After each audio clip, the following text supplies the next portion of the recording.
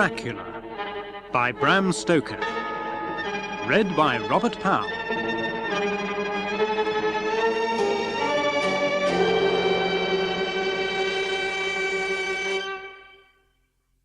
May the 3rd, Bistritz. This journal which I'm keeping, in shorthand, is a record of how I, Jonathan Harker, undertook my first important commission since I qualified as a lawyer. I'm travelling to Transylvania on behalf of a client of our firm, one Count Dracula. It was on the dark side of twilight when we got to Bistritz, which is a very interesting old place. Count Dracula had directed me to go to the Golden Krone Hotel. I was evidently expected, for when I got near the door I faced a cheery-looking elderly woman in the usual peasant dress.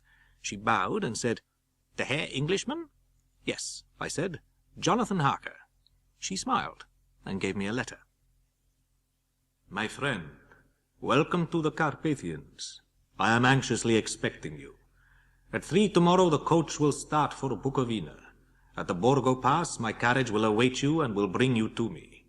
I trust that you will enjoy your stay in my beautiful land. Your friend, Dracula." 4th of May. I found that my landlord had got a letter from the Count, directing him to secure the best place on the coach for me. Just before I was leaving, the old lady came up to my room and said in a very hysterical way, "Must you go? Oh, young Herr, must you go? It is the eve of St. George's Day. Do you not know that tonight, when the clock strikes midnight, all the evil things in the world will have full sway? Do you know where you are going and what you are going to?" Finally she went down on her knees and implored me not to go. It was all very ridiculous, but I did not feel comfortable. She saw, I suppose, the doubt in my face, for she put her rosary and crucifix around my neck and said, "For your mother's sake," and went out of the room. I'm not feeling nearly as easy in my mind as usual. 5th of May, 3 p.m. When we started, the crowd round the inn door all made the sign of the cross and pointed 2 fingers towards me. I got a fellow passenger to tell me what they meant. He explained that it was a charm or guard against the evil eye. Then our driver cracked his big whip over his 4 small horses, which ran abreast, and we set off on our journey. As we wound our endless way, the shadows of the evening began to creep round us. By the roadside were many crosses, and as we swept by, my companions all crossed themselves. As we flew along, the driver leaned forward, and on each side the passengers peered eagerly into the darkness. At last we saw before us the Borgo Pass opening out on the eastern side. There were dark, rolling clouds overhead, and in the air the heavy, oppressive sense of thunder. I was now myself looking out for the conveyance which was to take me to the Count. Each moment I expected to see the glare of lamps through the blackness, but all was dark. There was no sign of a vehicle. I was already thinking what I had best do, when the driver said, "There is no carriage here. The Herr is not expected after all. He will now come on to Bukovina." Whilst he was speaking, the horses began to neigh and snort and plunge wildly. Then, amongst a chorus of screams from the peasants and a universal crossing of themselves, a carriage with 4 horses overtook us and drew up beside the coach. They were driven by a tall man, with a long brown beard and a great black hat, which seemed to hide his face from us. I could only see the gleam of a pair of very bright eyes, which seemed red in the lamplight. He said to the driver, "You are early tonight, my friend." "The Herr English was in a hurry." "That is why, I suppose, you wished him to go on to Bukovina. You cannot deceive me, my friend." As he spoke, he smiled. The lamplight fell on a hard-looking mouth, with very red lips and sharp-looking teeth, as white as ivory. "Give me the luggage." With exceeding alacrity my bags were handed out and put in the carriage. Then I descended, the driver helping me with a hand which caught my arm in a grip of steel. Without a word he shook his reins, the horses turned, and we swept into the darkness of the pass. By and by I struck a match and looked at my watch. It was within a few minutes of midnight. Then a dog began to howl somewhere in a farmhouse far down the road, a long, agonized wailing as if from fear. The sound was taken up by another dog, and then another, and another, till a wild howling began which seemed to come from all over the country. Then, far off in the distance, from the mountains, began a louder and sharper howling, that of wolves, which affected both the horses and myself in the same way, for I was minded to jump from the carriage and run, whilst they reared again and plunged madly, so that the driver had to use all his great strength to keep them from bolting. The howling of the dogs grew fainter as we went on our way. The baying of the wolves sounded nearer and nearer, as though they were closing round on us from every side. Suddenly, I became conscious of the fact that the driver was pulling up the horses in the courtyard of a vast, ruined castle. Several dark ways led from it under great round arches. The driver jumped down and held out his hand to assist me to alight. His hand seemed like a steel vice that could have crushed mine if he'd chosen. Then he took out my trunks and placed them on the ground close to a great door, old and studded with large iron nails. The driver jumped again into his seat and shook the reins. The horses started forward and disappeared down one of the dark openings. I stood in silence where I was, for I did not know what to do. Of bell or knocker there was no sign. All I could do now was to be patient, and to wait the coming of the morning. Just as I had come to this conclusion, there was a sound of rattling chains and the clanking of massive bolts drawn, and the great door swung open. Within stood a tall, old man, clean-shaven save for a long white moustache, and clad in black from head to foot. "Welcome to my house. Enter freely and of your own will. I am Dracula, and I bid you welcome, Mr. Harker, to my house. Come in. The night air is chill, and you must need to eat and rest." He insisted on carrying my bags up a winding stair, and along a great passage on whose stone floor our steps rang heavily. At the end of this I rejoiced to see a well-lit room in which a table was spread for supper, and on whose mighty hearth a great fire of logs flamed and flared. The Count halted, put down my bags, and said, "I pray you be seated and sup how you please. You will, I trust, excuse me that I do not join you, but I have dined already." During the time that I was eating, I had an opportunity of observing him. His face was strong, with high bridge of the thin nose and peculiarly arched nostrils. The mouth, so far as I could see it under the heavy moustache, was fixed and rather cruel-looking, with peculiarly sharp white teeth. These protruded over the lips, whose ruddiness showed astonishing vitality in a man of his years. As I looked towards the window, I saw the first dim streak of the coming dawn. I heard, as if from down below in the valley, the howling of wolves. The Count's eyes gleamed, and he said, "Listen to them, the children of the night, what music they make." Then, seeing my expression, "You dwellers in the city cannot enter into the feelings of the hunter." Then he rose and said, "But you must be tired. Your bedroom is all ready, and tomorrow I have to be away till the afternoon. So sleep well, and dream well." 7th of May. I slept till late in the day. I went into the room where we had supped, and found a cold breakfast laid out. When I had done, I looked for the bell, so that I might let the servants know I had finished, but I could not find one. There are certainly odd deficiencies in the house. I opened a door in the room, and found a sort of library, containing, to my great delight, a vast number of English books. A table in the centre was littered with English magazines and newspapers, though none of them were of very recent date. Whilst I was looking at the books, the door opened, and the Count entered. "I am glad you found your way in here, for I am sure there is much that will interest you. These books have been good friends to me ever since I had the idea of going to London. I long to go through the crowded streets of your mighty London.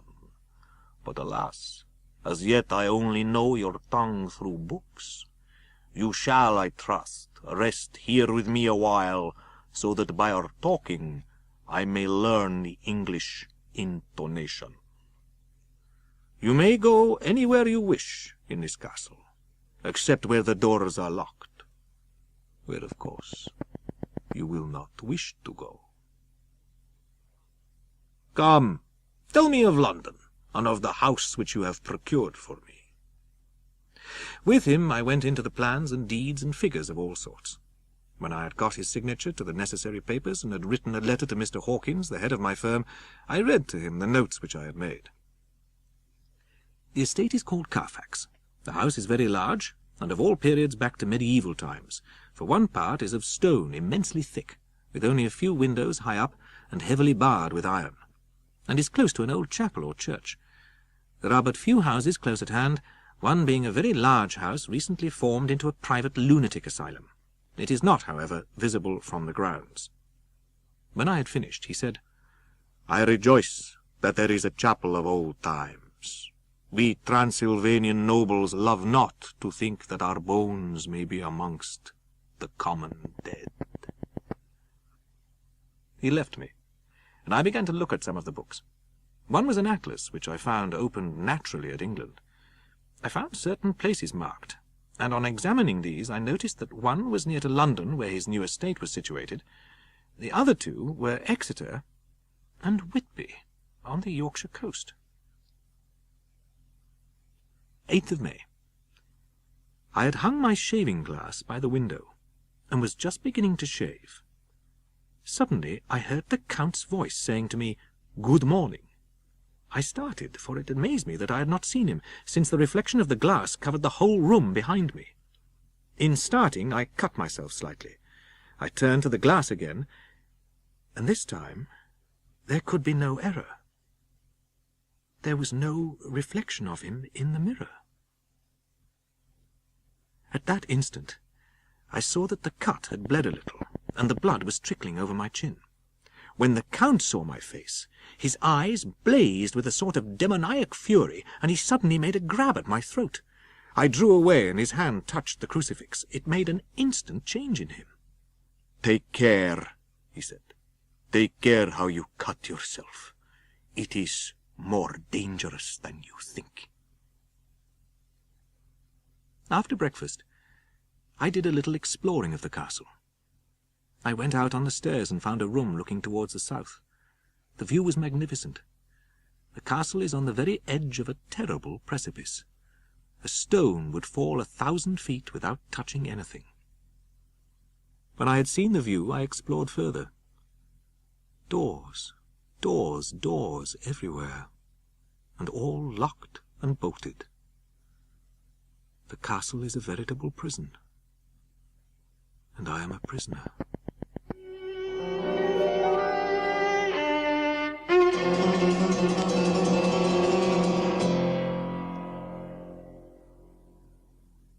When I found that I was a prisoner in Dracula's castle, a sort of wild feeling came over me.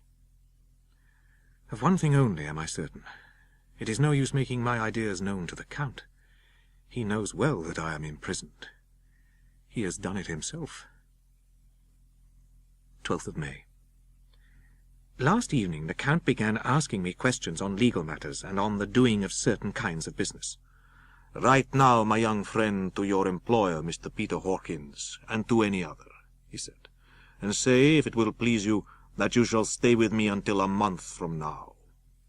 "Do you wish me to stay so long?" I asked.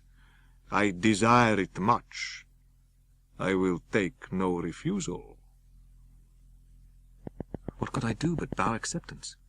It was Mr. Hawkins' interest, not mine. Besides, I was a prisoner, and if I wished it, could have no choice. "I pray you, my good young friend, that you will not discourse of things other than business in your letters."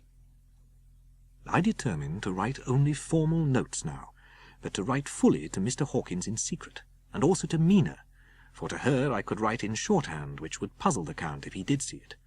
When I had written my 2 letters, I sat quiet reading a book, whilst the Count wrote several notes. Then he took up my two, placed them with his own, and put by his writing materials. At the door he turned and said, "Let me warn you, that should you leave these rooms you will not by any chance go to sleep in any other part of the castle." "I shall not fear to sleep in any place where he is not."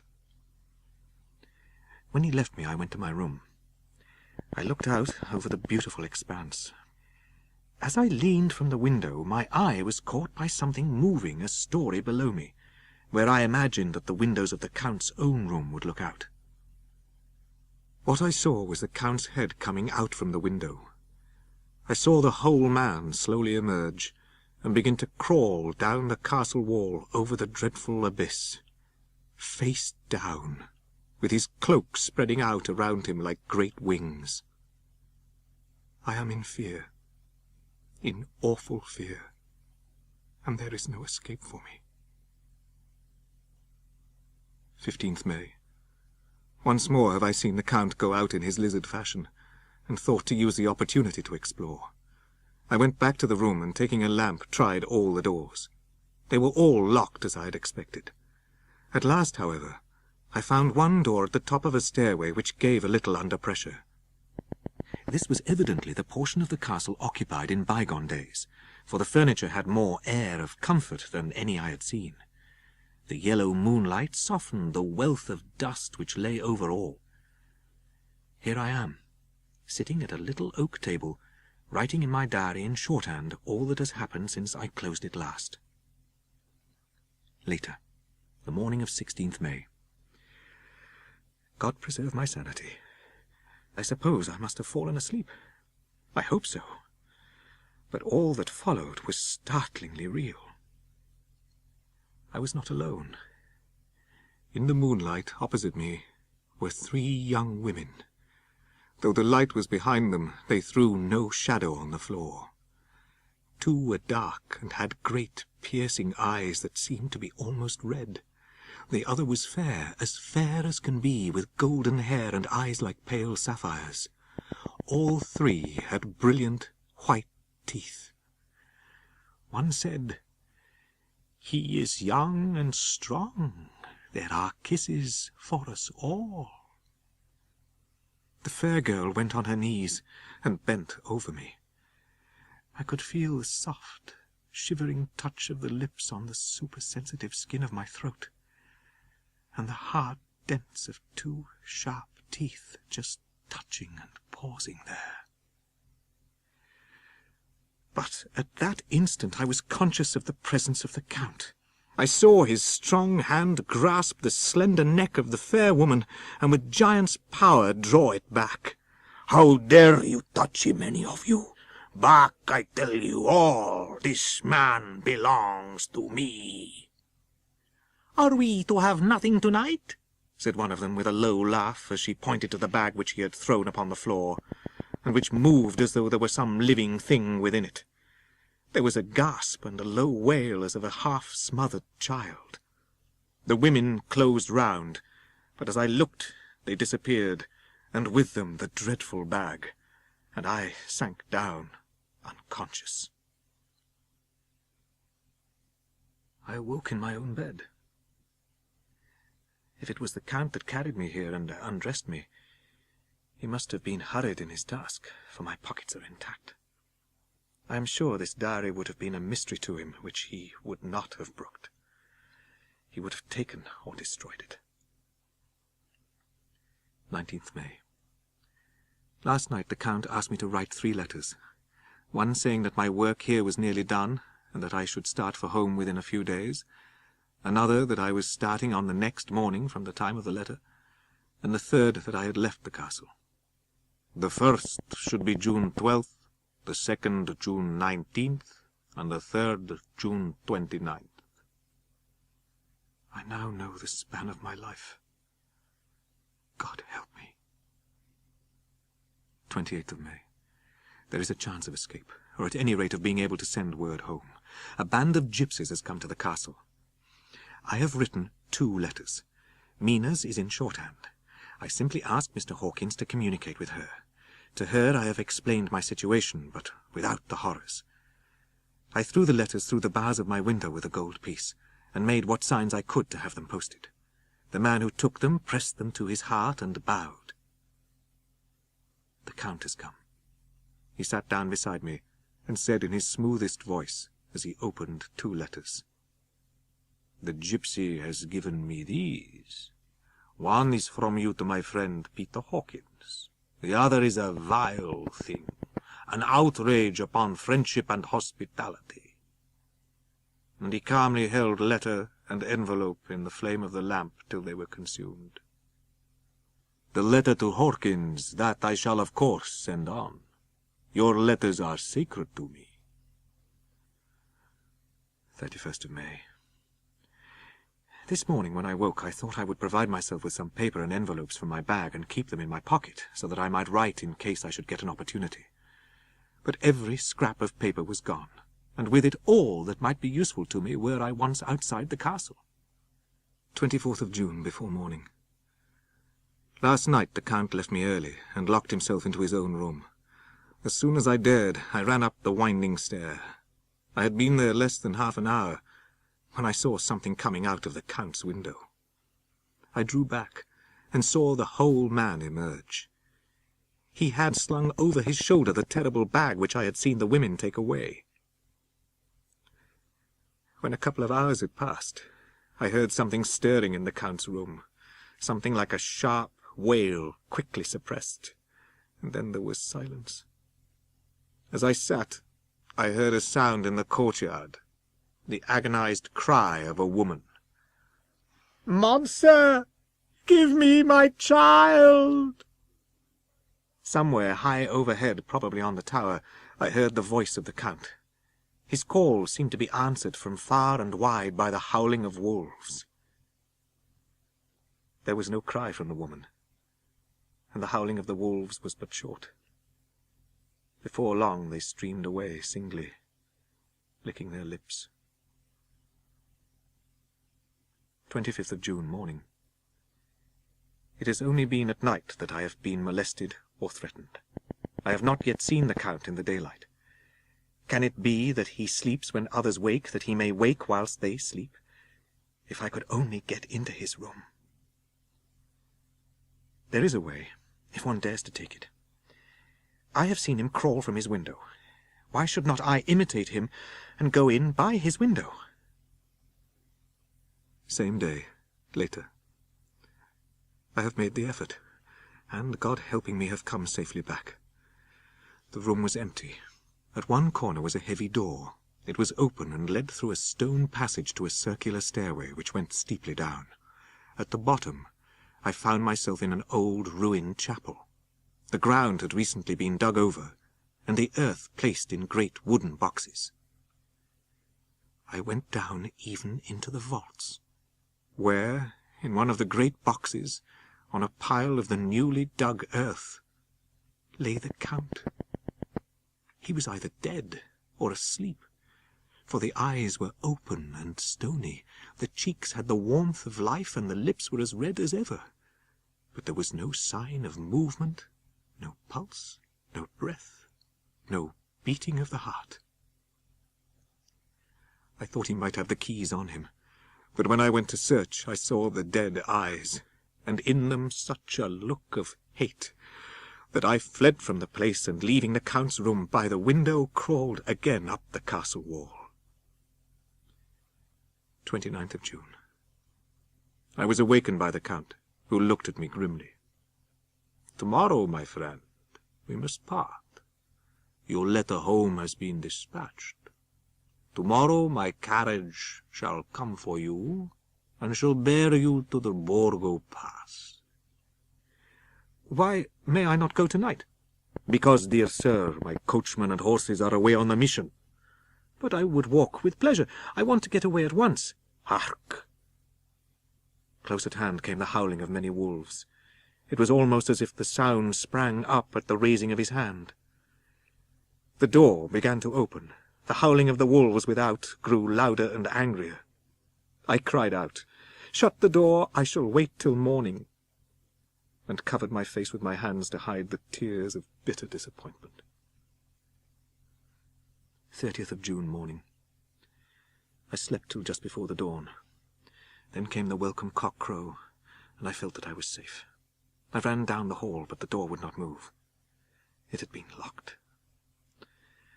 A wild desire took me to obtain the key at any risk, and I determined then and there to scale the wall again.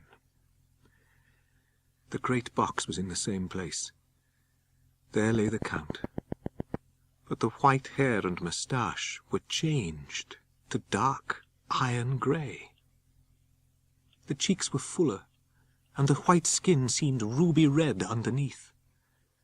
The mouth was redder than ever, for on the lips were gouts of fresh blood, which trickled from the corners of the mouth and ran over the chin and neck. It seemed as if the awful creature were simply gorged with blood. He lay like a filthy leech. A terrible desire came upon me to rid the world of such a monster. I seized a shovel which the workmen had been using to fill the cases, and lifting it high, struck with the edge downward at the hateful face. But as I did so, the head turned, and the eyes fell full upon me. The sight seemed to paralyze me, and the shovel turned in my hand and glanced from the face, making a deep gash above the forehead. I ran from the place and gained the Count's room, but at that moment there seemed to come a violent puff of wind, and the door to the winding stair blew to with a shock that set the dust from the lintels flying. When I ran to push it open, I found that it was hopelessly fast. I was again a prisoner.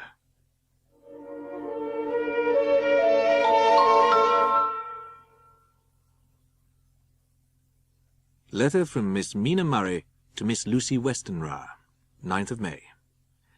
My dearest Lucy, forgive my long delay in writing, but I have been working very hard lately, practicing shorthand. When we are married, I shall be able to be useful to Jonathan, and I can take down what he wants to say and write it out for him on the typewriter. I have just had a few hurried lines from Jonathan. He is well, and will be returning in about a week. I am longing to hear all his news. Your loving Mina. P.S. I hear rumours, and especially of a tall, handsome, curly-haired man. Letter, Lucy Westenra to Mina Murray. My dearest Mina, town is very pleasant just now, and we go a good deal to picture galleries and for walks and rides in the park. As to the tall, curly-haired man, that was Arthur Holmwood. He often comes to see us, and he and Mamma get on very well together. We met some time ago a man that would just do for you, if you were not already engaged to Jonathan. He's a doctor, and really clever. He's only 29, and he has an immense lunatic asylum all under his own care. He says that I afford him a curious psychological study, and I humbly think I do. I do not, as you know, take sufficient interest in dress to be able to describe the new fashions. Dress is a bore. That's slang, but never mind. Arthur says that every day. There, it is all out. Oh, Mina, couldn't you guess? I love him. I'm blushing as I write, for although I think he loves me, he has not told me so in words. But, oh, Mina, I love him. Let me hear from you at once, and tell me all that you think about it. Lucy. Letter, Lucy Westenra to Mina Murray, 24th May. My dearest Mina, my dear, it never rains but it pours. I never had a proposal till today, not a real proposal, and today I've had 3. 3 proposals in one day. Number 1 came just before lunch. Dr. John Seward, the lunatic asylum man. He told me how dear I was to him, and what his life would be with me to help and cheer him. He was going to tell me how unhappy he would be if I did not care for him. But when he saw me cry, he asked me if I cared already for anyone else. And then, Mina, I felt it a sort of duty to tell him that there was someone.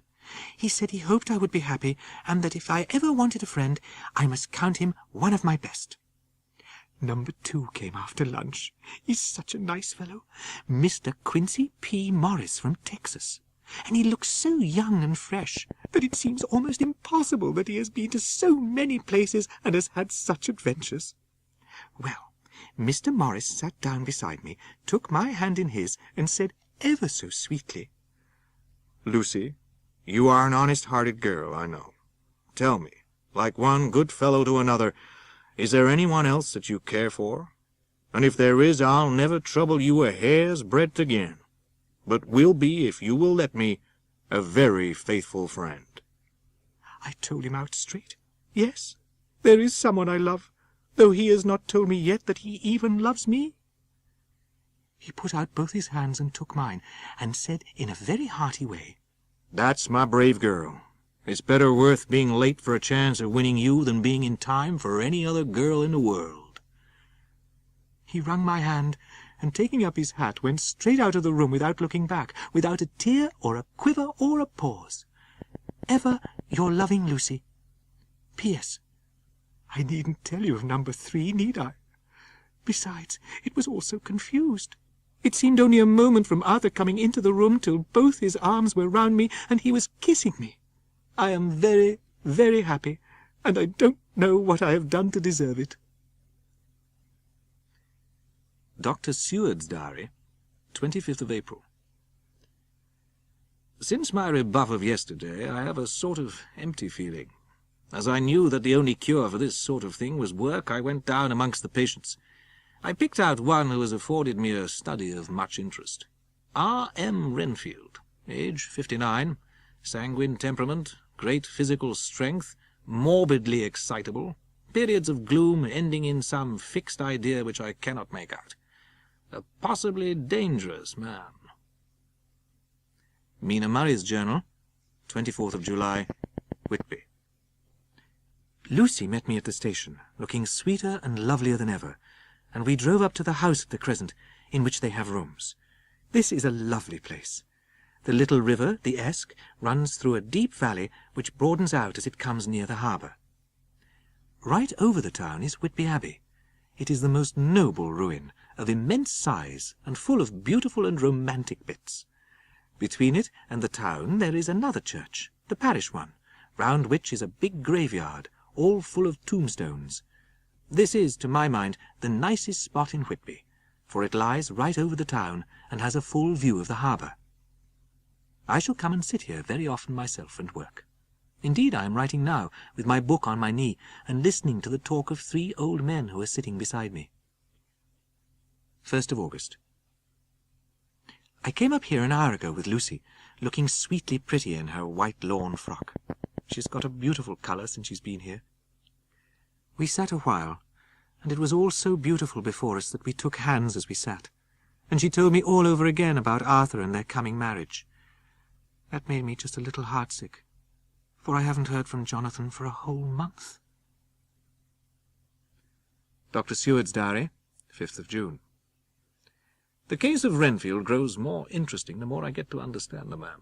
He has certain qualities very largely developed: selfishness, secrecy, and purpose. He seems to have some settled scheme of his own, but what it is I do not yet know. Just now his hobby is catching flies. He has at present such a quantity that I have had myself to expostulate. He did not break out into a fury, as I expected, but thought for a moment, and then said, "May I have 3 days? I shall clear them away." Of course, I said that would do. I must watch him. 18th June. He has turned his mind now to spiders, and has got several very big fellows in a box. He keeps feeding them with his flies, and the number of the latter is becoming diminished. 1st of July. His spiders are now becoming as great a nuisance as his flies, and today I told him that he must get rid of them. He looked very sad at this, so I said he must clear out some of them at all events. He disgusted me much while with him, for when a horrid blowfly buzzed into the room, he caught it between his finger and thumb, and before I knew what he was going to do, put it into his mouth and ate it. I scolded him for it, but he argued quietly that it was life, strong life, and gave life to him. This gave me an idea, or the rudiment of one. I must watch how he gets rid of his spiders. 8th of July. There is a method in his madness, and the rudimentary idea in my mind is growing. He has managed to get a sparrow, and has already partially tamed it. His means of taming is simple, for already the spiders have diminished. Those that do remain, however, are well fed, for he still brings in the flies by tempting them with his food. 19th July. We are progressing. My friend has now a whole colony of sparrows, and his flies and spiders are almost obliterated. When I came in, he ran to me and said he wanted to ask me a great favour. I asked him what it was, and he said, with a sort of rapture in his voice and bearing, "A kitten, a nice little sleek, playful kitten that I can play with and teach and feed and feed and feed." I asked him if he would not rather have a cat than a kitten. His eagerness betrayed him. "Oh, yes, I would like a cat. I only asked for a kitten, lest you should refuse me a cat." I shook my head, and said that at present I feared it would not be possible, but that I would see about it. His face fell, and I could see a warning of danger in it, for there was a sudden, fierce, sidelong look which meant killing. 20th July. Visited Renfield very early. Found him up and humming a tune. I looked around for his birds, and not seeing them, asked where they were. He replied that they had all flown away. There were a few feathers about the room, and on his pillow a drop of blood. I said nothing. 11 a.m. The attendant has just been to see me to say that Renfield has been very sick and has disgorged a whole lot of feathers. "My belief is, Doctor," he said, "that he has eaten his birds, and that he just took and ate them raw." 11 p.m. I gave Renfield a strong opiate tonight, enough to make even him sleep. My homicidal maniac is of a peculiar kind. I shall have to invent a new classification for him, and call him a zoophagus, life-eating maniac. What he desires is to absorb as many lives as he can, and he has laid himself out to achieve it in a cumulative way. He gave many flies to one spider, and many spiders to one bird, and then wanted a cat to eat the many birds.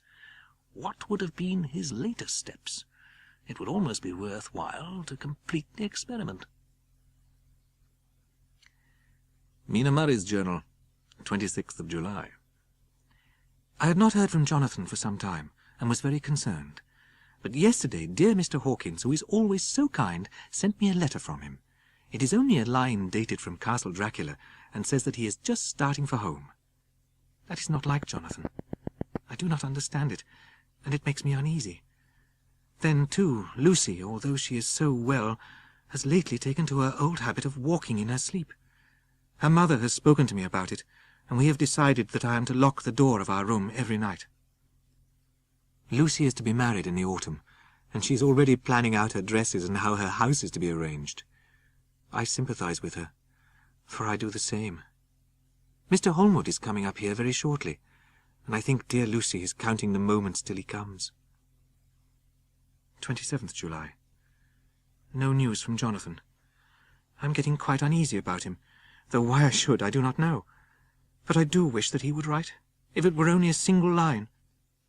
Lucy sleepwalks more than ever, and each night I am wakened by her moving about the room. Fortunately, the weather is so warm that she cannot get cold, but I am getting nervous and wakeful myself. 3rd of August. Another week gone and no news from Jonathan. Oh, I do hope he is not ill. He surely would have written. I look at that last letter of his. It does not read like him, and yet it is his writing. Lucy has not walked much in her sleep the last week, but even in her sleep she seems to be watching me. 6th of August. Another 3 days and no news. This suspense is getting dreadful. If I only knew where to write to or where to go to, I should feel easier. But no one has heard a word of Jonathan since that last letter. I must only pray to God for patience. Lucy is more excitable than ever, but is otherwise well.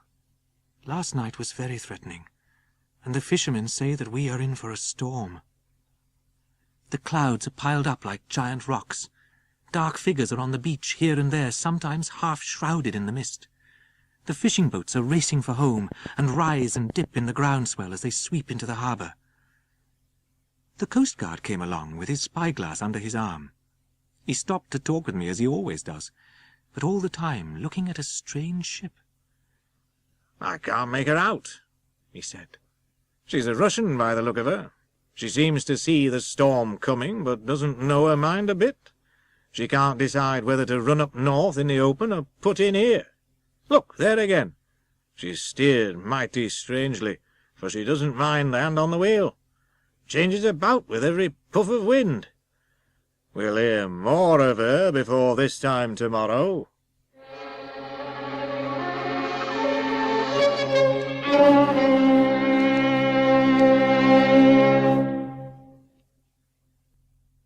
Cutting from the Daily Graph, 8th of August, pasted in Mina Murray's journal, from a correspondent, Whitby. One of the greatest and suddenest storms on record has just been experienced here, with results both strange and unique. The wind fell away entirely during the evening. There was a dead calm, a sultry heat. The only ship noticeable was a foreign schooner with all sails set, which was seemingly going westwards. Then, without warning, the tempest broke. White-crested waves beat madly on the level sands and rushed up the shelving cliffs. To add to the difficulties and dangers of the time, masses of sea fog came drifting inland, white, wet clouds which swept by in ghostly fashion. On the summit of the east cliff, the new searchlight was ready for experiment, but had not yet been tried. The officers in charge of it got it into working order. Before long, the searchlight discovered some distance away a schooner, apparently the same vessel which had been noticed earlier in the evening. The wind suddenly shifted to the northeast. The remnant of the sea fog melted in the blast, and between the piers, at headlong speed, swept the strange schooner and gained the safety of the harbour. The searchlight followed her, and a shudder ran through all who saw her, for lashed to the helm was a corpse, with drooping head, which swung horribly to and fro at each motion of the ship. The schooner paused not, but rushing across the harbour, pitched herself on that accumulation of sand and gravel known locally as Tate Hill Pier. There was, of course, a considerable concussion as the vessel drove up on the sand-heap, but strangest of all, the very instant the shore was touched, an immense dog sprang up on deck from below and jumped from the bow onto the sand. Making straight for the steep cliff where the churchyard hangs over the laneway, it disappeared in the darkness. I was one of a small group who saw the dead seaman whilst actually lashed to the wheel. The man was simply fastened by his hands, tied one over the other to a spoke of the wheel. Between the inner hand and the wood was a crucifix. The coastguard said the man must have tied up his own hands, fastening the knots with his teeth. It turns out that the schooner is a Russian from Varna and is called a Demeter, with only a small amount of cargo, a number of great wooden boxes filled with mould. This cargo was consigned to a Whitby solicitor, who this morning went aboard and formally took possession of the goods. A good deal of interest was abroad concerning the dog which landed when the ship struck. It seems to have disappeared entirely from the town. It may be that it made its way onto the moors, where it is still hiding. There are some who look with dread on such a possibility, for it is evidently a fierce brute. Early this morning a large dog belonging to the coal merchant was found dead in the roadway. It had been fighting, and manifestly had had a savage opponent, for its throat was torn away and its belly slit open, as if with a savage claw. Mina Murray's journal, 8th of August. Lucy was very restless all night, and I too could not sleep. She got up twice and dressed herself. Fortunately, I awoke in time and managed to undress her without waking her and got her back to bed. 10th of August. The funeral of the poor sea captain today was most touching. Every boat in the harbour seemed to be there, and the coffin was carried by captains all the way from Tate Hill Pier up to the churchyard. Poor Lucy seemed much upset. She was restless and uneasy all the time, and I cannot but think that her dreaming at night is telling on her. The ship steered into port by a dead man, his attitude tied to the wheel with a crucifix and beads, the touching funeral, will all afford material for her dreams. Same day, 11 o'clock p.m. We had a lovely walk. Lucy is asleep and breathing softly. She has more colour in her cheeks than usual, and looks, oh, so sweet. If Mr. Holmwood fell in love with her seeing her only in the drawing-room, I wonder what he would say if he saw her now. 3 a.m. I fell asleep as soon as I had closed my diary. Suddenly I became broad awake, and sat up with a horrible sense of fear upon me. The room was dark, so I could not see Lucy's bed. I lit a match, and found that she was not in the room. I feared to wake her mother, who has been ill lately, so threw on some clothes and got ready to look for her. I ran downstairs and came to the hall door, and found it open. I took a big heavy shawl and ran out. At the edge of the west cliff I looked across the harbour to the east cliff, in the hope, or fear, I don't know which, of seeing Lucy. Whatever my expectation was, it was not disappointed, for there, on our favourite seat, the silver light of the moon struck a half-reclining figure, snowy white. But it seemed to me as though something dark stood behind the seat where the white figure shone, and bent over it. The time and distance seemed endless, and my knees trembled and my breath came laboured as I toiled up the endless steps. When I got almost to the top, I could see the seat and the white figure. I called in fright, "Lucy! Lucy!" Something raised a head, and from where I was I could see a white face and red, gleaming eyes. Lucy did not answer, and I ran on to the entrance of the churchyard. As I entered, the church was between me and the seat. When I came in view again, she was quite alone, and there was not a sign of any living thing about. She was still asleep. Her lips were parted, and she was breathing in long, heavy gasps, as though striving to get her lungs full at every breath. I flung the warm shawl over her, and drew the edges tight round her neck. I fastened the shawl at her throat with a big safety pin. But I must have been clumsy in my anxiety, and pricked her with it, for she put her hand to her throat and moaned. I shook her forcibly, till finally she opened her eyes and awoke. Fortune favoured us, and we got home without meeting a soul. Same day, noon. All goes well. Lucy slept till I woke her. I was sorry to notice that my clumsiness with the safety pin hurt her, for the skin of her throat was pierced. There are 2 little red points like pinpricks, and on the band of her nightdress was a drop of blood. 13th of August. Again I woke in the night, and found Lucy sitting up in bed, still asleep, pointing to the window. I got up quietly, and pulling aside the blind, looked out. Between me and the moonlight flitted a great bat. Once or twice it came quite close, but was, I suppose, frightened at seeing me, and flitted away across the harbour towards the Abbey. 14th of August. On the east cliff, reading and writing all day. We were coming home for dinner. The setting sun, low down in the sky, seemed to bathe everything in a beautiful rosy glow. Suddenly Lucy murmured as if to herself, "His red eyes again. They are just the same." It was such an odd expression that it quite startled me. Lucy had a headache and went early to bed. I saw her asleep and went out for a little stroll. When coming home, it was then bright moonlight. I threw a glance up at our window, and saw Lucy with her head lying up against the side of the window-sill, and her eyes shut. She was fast asleep, and by her, seated on the window-sill, was something that looked like a good-sized bird. As I came into the room, she was moving back to her bed, fast asleep and breathing heavily. She was holding her hand to her throat as though to protect it from cold. I tucked her up warmly. I have taken care that the door is locked and the window securely fastened. 17th of August. No news from Jonathan, and Lucy seems to be growing weaker. I do not understand Lucy's fading away as she is doing. She eats well and sleeps well and enjoys the fresh air, but all the time the roses in her cheeks are fading. I trust her feeling ill may not be from that unlucky prick of the safety pin. I looked at her throat just now as she lay asleep, and the tiny wounds seem not to have healed. They are still open, and, if anything, larger. 18th of August. I am happy today. Lucy is ever so much better. Last night she slept well and did not disturb me once.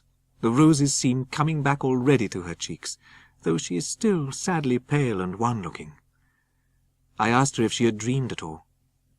I didn't quite dream, but it all seemed to be real. I have a vague memory of something long and dark with red eyes, just as we saw in the sunset, and something very sweet and very bitter all around me at once. And then I seemed sinking into deep green water. My soul seemed to go out from my body and float about the air, and then there was a sort of agonizing feeling, as if I were in an earthquake. And I came back and found you shaking my body.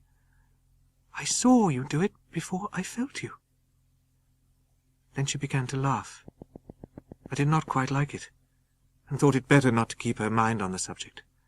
So we drifted on to others, and Lucy was like her old self again. 19th of August. Joy, joy, joy! At last news of Jonathan. The dear fellow has been ill. That is why he did not write.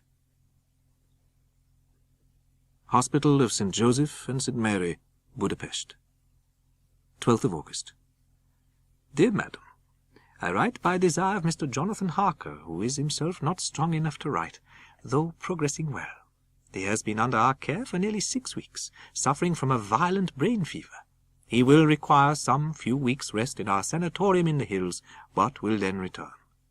He has had some fearful shock, so says our doctor, and in his delirium his ravings have been dreadful, of wolves and poison and blood, of ghosts and demons, and I fear to say of what. Be assured that he is well cared for. He has won all hearts by his sweetness and gentleness. He is truly getting on well. Yours, with sympathy and all blessings, Sister Agatha. Dr. Seward's Diary, 19th of August. Strange and sudden change in Renfield last night. About 8 o'clock he began to get excited. All he would say was, "The master is at hand." The attendant thinks it is some sudden form of religious mania. A strong man with homicidal and religious mania at once might be dangerous. The combination is a dreadful one. I had lain tossing about and had heard the clock strike only twice, when the night watchman came to me to say that Renfield had escaped. I threw on my clothes and ran down at once. My patient is too dangerous a person to be roaming about. I ran as quickly as I could.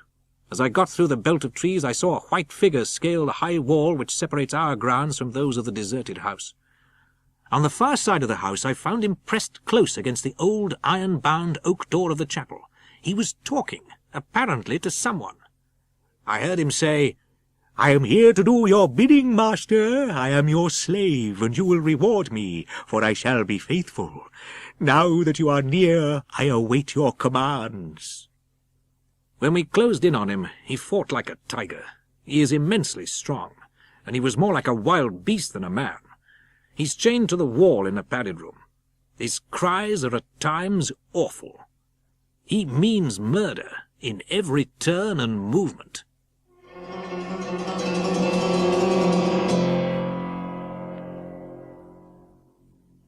Letter Mina Harker to Lucy Westenra, August the 24th, Budapest.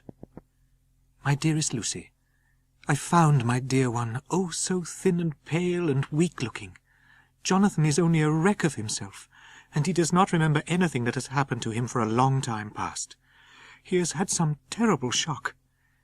He asked me for his coat, as he wanted to get something from the pocket.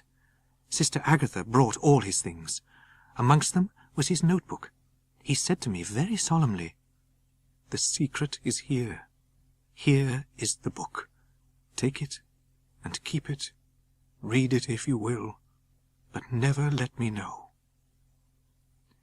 Sister Agatha has come and told me that the chaplain of the English Mission Church has been sent for. We are to be married in an hour. Dr. Seward's Diary, 23rd of August. The unexpected always happens. Another night adventure. Renfield artfully waited until the attendant was entering the room. Then he dashed out past him and flew down the passage. Again we went into the ground of the deserted house, and we found him in the same place, pressed against the old chapel door. I caught the patient's eye and followed it, but could trace nothing as it looked into the moonlit sky except a big bat, which was flapping its silent and ghostly way as if it knew where it was bound for. Lucy Westenra's diary, Hillingham, the 25th of August. Last night I seemed to be dreaming again, just as I was at Whitby. There was a sort of scratching or flapping at the window, but I did not mind it, and I remember no more. More bad dreams. I wish I could remember them. This morning I am horribly weak. My face is ghastly pale, and my throat pains me. Letter, Arthur Holmwood, to Dr. Seward, Albemarle Hotel, the 31st of August. Dear Jack, I want you to do me a favour. Lucy is ill. She has no special disease, but she looks awful, and is getting worse every day. I've asked her if there is any cause. I do not dare to ask her mother, for to disturb the poor lady's mind about her daughter in her present state of health would be fatal. Mrs. Westenra has confided to me that her doom is spoken. Disease of the heart, though poor Lucy does not know it yet. You are to come to lunch at Hillingham tomorrow, and after lunch Lucy will take an opportunity of being alone with you. Letter from Dr. Seward to Arthur Holmwood, the 2nd of September. My dear old fellow, with regard to Miss Westenra's health, I could easily see she is somewhat bloodless, but I could not see the usual anemic signs. As there must be cause somewhere, I have come to the conclusion that it must be something mental. I am in doubt, and so have done the best thing I know of. I have written to my old friend and master, Professor Van Helsing of Amsterdam, who knows as much about obscure diseases as anyone in the world. I've asked him to come over. He is a philosopher and a metaphysician, and one of the most advanced scientists of his day. Yours always, John Seward. 3rd September. My dear Arthur, Van Helsing made a very careful examination of the patient. He is, I fear, much concerned, but says he must think. Lucy was more cheerful than on the day I first saw her, and certainly looked better, and her breathing was normal. She was very sweet to the professor, and tried to make him feel at ease, though I could see that the poor girl was making a hard struggle. I believe Van Helsing saw it too. Then he snapped his fingers at me and said, "But how can he know anything of a young ladies? He has his madmans to play with, and to bring them back to happiness and to those that love them. We will send him away to smoke the cigarette in the garden, whilst you and I have little talk all to ourselves." I took the hint, and strolled about, and presently the professor came to the window and called me in. I have made careful examination, but there is no functional cause. There has been blood loss, but the conditions of her are in no way anemic, and yet there is always cause for everything. I must go home and think. You must send to me the telegram every day, and if there be cause, I shall come again. Dr. Seward's diary, 4th of September. Zoophagus patient still keeps up our interest. At 5 o'clock I looked in on him. He is back in his room with the window open. He has the sugar of his tea spread out on the window-sill and is reaping quite a harvest of flies. He is putting them in a box as of old, and is already examining the corners of his room to find a spider. For a moment or two he looked very sad, and said in a sort of far-away voice, "All over, all over. He has deserted me. No hope for me now unless I do it for myself." I wish I could fathom his mind. Telegram, Seward, London, to Van Helsing, Amsterdam, the 6th of September. Terrible change for the worse. Come at once. Do not lose an hour. Dr. Seward's diary, the 7th of September. The first thing Van Helsing said to me when we met at Liverpool Street was, "Have you said anything to our young friend Arthur, the lover of her?" "No," I said. "I wrote him a letter simply telling him that you were coming." Van Helsing and I were shown up to Lucy's room. I was horrified when I saw her. She was ghastly, chalkily pale. The red seemed to have gone even from her lips and gums, and the bones of her face stood out prominently. Her breathing was painful to see or hear. Van Helsing beckoned to me, and we went, gently out of the room. "My God," he said, "this is dreadful. There is no time to be lost. She will die for sheer want of blood. There must be a transfusion at once. Is it you or me?" "I am younger and stronger, Professor. It must be me." I went downstairs with him, and as we were going there was a knock at the hall door. The maid opened the door, and Arthur stepped quickly in. Van Helsing said to him gravely, "Sir, you have come in time. You are the lover of our dear miss. She is bad, very bad. You are to help her." "What can I do?" "She wants blood, and blood she must have, or die. We are about to perform what we call transfusion. John was to give his blood, but now you are here, you are more good than us, who toil much in the world of thought." We all went up to Lucy's room. Van Helsing took some other things from his bag and mixed a narcotic, and coming over to the bed, said cheerily, "Now, little miss, here is your medicine. Drink it off like a good child." The time seemed endless until sleep began to flicker in her eyelids. Then, with swiftness, but with absolute method, Van Helsing performed the operation. As the transfusion went on, something like life seemed to come back to poor Lucy's cheeks. When all was over, I could see how much Arthur was weakened. I dressed the wound and took his arm to bring him away. Van Helsing adjusted the pillow to the patient's head. As he did so, the narrow black velvet band which she seemed always to wear round her throat was dragged a little up, and showed a red mark. Van Helsing said nothing at the moment, but turned to me. "Now, take down our brave young lover, give him of the port wine, and let him go home and rest easy in mind." When Arthur had gone, I went back to the room. Lucy was sleeping gently, but her breathing was stronger. I asked the Professor, in a whisper, "What do you make of that mark on her throat?" "What do you make of it?" Just over the external jugular vein there were 2 punctures, not large, but not wholesome looking. The Professor stood up. "I must go back to Amsterdam tonight," he said. "There are books and things there which I want. You keep watch. See that nothing disturbs her. I shall be back as soon as possible, and then we may begin." "May begin?" I said. "What on earth do you mean?" "We shall see," he answered, as he hurried out. All night long I watched by her. She never stirred, but slept on in a deep, tranquil, life-giving, health-giving sleep. In the early morning her maid came, and I left her in her care and took myself back home. A telegram came from Van Helsing whilst I was at dinner, suggesting that I should be at Hillingham again tonight, and stating that he would join me early in the morning. I was pretty tired and worn out when I got to Hillingham. For 2 nights I had hardly had a wink of sleep. Lucy was up and in cheerful spirits. "No sitting up tonight for you. You are worn out. I am quite well again. Indeed I am. It is I who will sit up with you." Then Lucy took me upstairs and showed me a room next her own, where a cosy fire was burning. "Now," she said, "you must stay here." I could not but acquiesce, for I was dog-tired. 10th of September. I was conscious of the Professor's hand on my head, and started awake all in a second. "And how is our patient?"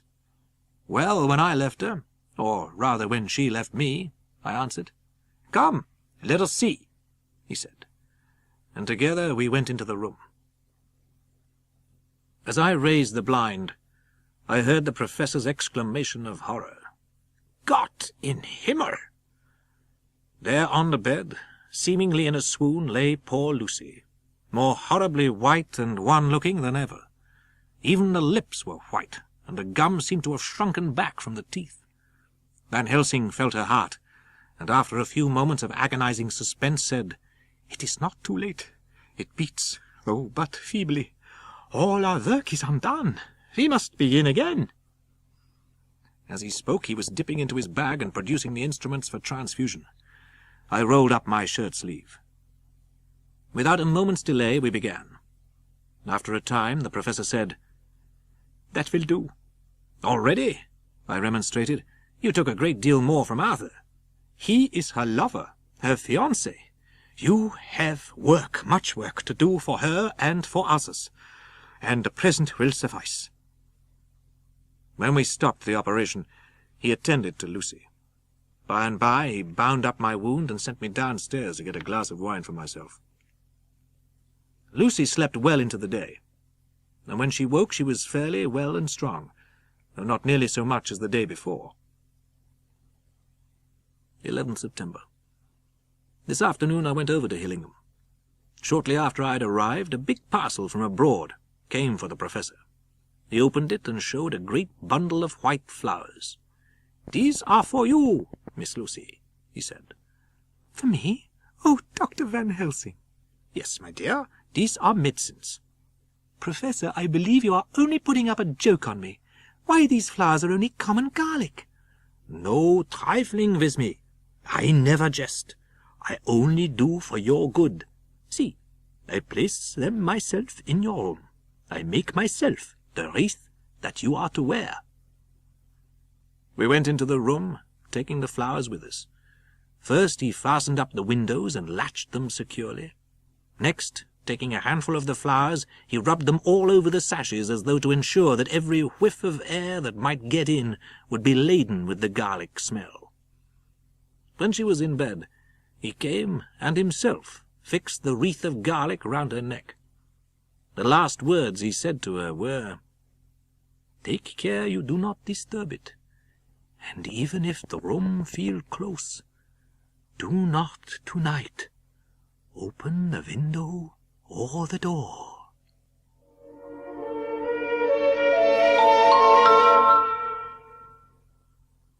Dr. Seward's Diary, 13th of September. Van Helsing and I arrived at Hillingham at 8 o'clock. Mrs. Westenra greeted us warmly and said, "You will be glad to know that Lucy is better. I was anxious about the dear child in the night, and the room was awfully stuffy. There were a lot of those horrible, strong-smelling flowers about everywhere. I feared that the heavy odour would be too much in her weak state, so I took them all away and opened a bit of the window to let in a little fresh air." I watched the Professor's face and saw it turn ashen grey.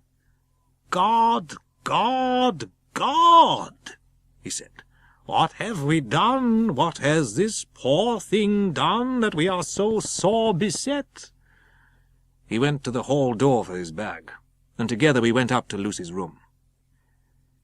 This time he did not start as he looked on the poor face with the same awful waxen pallor as before. Without a word he went and locked the door, and then began to set out on the little table the instruments for yet another operation of transfusion of blood. "Today you must operate. I shall provide." Again the operation. Again the narcotic. Again some return of colour to the ashy cheeks and the regular breathing of healthy sleep. Lucy Westenra's Diary, 17th of September. 4 days and nights of peace. I am getting so strong again that I hardly know myself. Since Dr. Van Helsing has been with me, all this bad dreaming seems to have passed away. The noises that used to frighten me out of my wits have all ceased. Dr. Seward's Diary, 17th September. After dinner the door was burst open, and in rushed Renfield, his face distorted with passion. He had a dinner knife in his hand. Before I could get my balance, he had struck at me and cut my left wrist rather severely. When the attendants rushed in, he was lying on his belly on the floor, licking up, like a dog, the blood which had fallen from my wounded wrist. He was easily secured, and to my surprise went with the attendants quite placidly, simply repeating over and over again, "The blood is the life, the blood is the life." Telegram. Van Helsing to Seward, 17th of September. "Do not fail to be at Hillingham tonight. Shall be with you as soon as possible after arrival." Memorandum by Lucy Westenra, 17th of September, night. I feel I am dying of weakness. I went to bed as usual, taking care that the flowers were placed as Dr. Van Helsing directed, and soon fell asleep. I was waked by the flapping at the window, which now I know so well. I went to the window and looked out, but could see nothing except a big bat which had evidently been buffeting its wings against the window. Presently the door opened, and Mother looked in. "I was uneasy about you, darling, and came in to see that you were all right." I feared she might catch cold, and asked her to come in and sleep with me. As she lay there in my arms and I in hers, the flapping and buffeting came to the window again.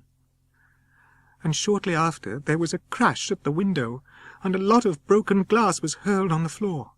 The window blind blew back with the wind that rushed in, and in the aperture of the broken panes there was the head of a great, gaunt, grey wolf. Mother cried out in fright. For a second or two she sat up, pointing at the wolf, and there was a strange and horrible gurgling in her throat. Then she fell over as if struck with lightning, and her head hit my forehead and made me dizzy for a moment or two. I kept my eyes fixed on the window, but the wolf drew his head back, and a whole myriad of little specks seemed to come blowing in through the broken windows, and wheeling and circling like a pillar of dust. I tried to stir, but dear Mother's poor body, which seemed to grow cold already, for her dear heart had ceased to beat, weighed me down. The sound seemed to have wakened the maids too, for I could hear their bare feet pattering outside my door. I called to them, and they came in. They lifted off the body of my dear mother and laid her, covered up with a sheet, on the bed after I had got up. They were all so frightened and nervous that I directed them to go to the dining room and have each a glass of wine. I was surprised that the maids did not come back. I called them, but got no answer, so I went to the dining room to look for them. My heart sank when I saw what had happened. They all four lay helpless on the floor, breathing heavily. I was suspicious and examined the decanter. It smelt of laudanum. Dr. Seward's diary, 18th of September. I drove at once to Hillingham. I met Van Helsing running up the avenue. In the dining room we found 4 servant women lying on the floor. Their stertorous breathing and the acrid smell of laudanum in the room left no doubt as to their condition. We ascended to Lucy's room. On the bed lay 2 women, Lucy and her mother. The latter lay farthest in, and she was covered with a white sheet. By her side lay Lucy, with face white and still more drawn. Her throat was bare, showing the 2 little wounds which we had noticed before, but looking horribly white and mangled. "It is not yet too late. Quick, quick, bring the brandy." I flew downstairs and returned with it. He rubbed the brandy on her lips and gums. Lucy's heart beat a trifle more audibly to the stethoscope, and her lungs had a perceptible movement. Van Helsing was evidently torturing his mind about something. "What are we to do now? Where are we to turn for help? We must have another transfusion of blood, and that soon, or that poor girl's life won't be worth an hour's purchase. You are exhausted already. I am exhausted too. What's the matter with me, anyhow?" The voice came from across the room, and its tones brought relief and joy to my heart. I cried out, "Quincy, Morris, what brought you here?" "I guess Arthur is the cause." He handed me a telegram. "I've not heard from Seward for 3 days, and am terribly anxious. Send me word how Lucy is. Do not delay. Arthur Holmwood." Van Helsing took his hand. "A brave man's blood is the best thing on this earth when a woman is in trouble." Once again we went through that ghastly operation. Her struggle back into life was something frightful to see and hear. I went out and arranged with a local undertaker to come up in the evening to measure for the coffin for Mrs. Westenra. When I got back, Quincy was waiting for me. "Jack, what is it that's wrong with her? The Dutchman said she must have another transfusion of blood, and that both you and he were exhausted. I take it that both you and Van Helsing had done already what I did today." "That's so. And I guess Arthur was in it too." I answered in the same phrase. "That's so. Then I guess that poor pretty creature has had put into her veins within that time the blood of 4 strong men. Man alive! Her whole body wouldn't hold it. What took it out? That, I said, is the crux. I can't even hazard a guess. 19th of September. All last night she slept fitfully. Whilst asleep she looked stronger, although more haggard, and her breathing was softer. Her open mouth showed the pale gums drawn back from the teeth, which thus looked positively longer and sharper than usual.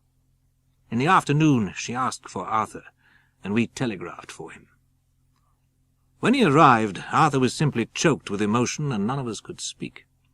I fear that tomorrow will end our watching, for the shock has been too great. The poor child cannot rally. God help us all. Letter, Mina Harker to Lucy Westenra, 17th of September. My dearest Lucy, it seems an age since I heard from you, or indeed since I wrote. Well, I got my husband back all right. When we arrived at Exeter, there was a carriage waiting for us, and in it Mr. Hawkins. He took us to his own house, and we dined together. I wish I could run up to town for a day or two to see you, dear, but Jonathan wants looking after still. He was terribly weakened by the long illness. Yours, Mina Harker. Report from Dr. Patrick Hennessy to John Seward, M.D., 20th of September. My dear sir, with regard to patient Renfield, there is more to say. This afternoon a carrier's cart made a call at the empty house whose grounds abut on ours. As he passed the window of Renfield's room, the patient began to rate him from within, and called him all the foul names he could lay his tongue to. Within half an hour I heard him again. He had broken out through the window of his room, and was running down the avenue. I saw the same cart which had passed before, coming down the road, having on it some great wooden boxes. Before I could get up to him, the patient rushed at the men, pulling one of them off the cart. As we began to master him, and the attendants were putting a strait waistcoat on him, he began to shout, "They shan't rob me! I'll fight for my lord and master," and all sorts of similar incoherent ravings.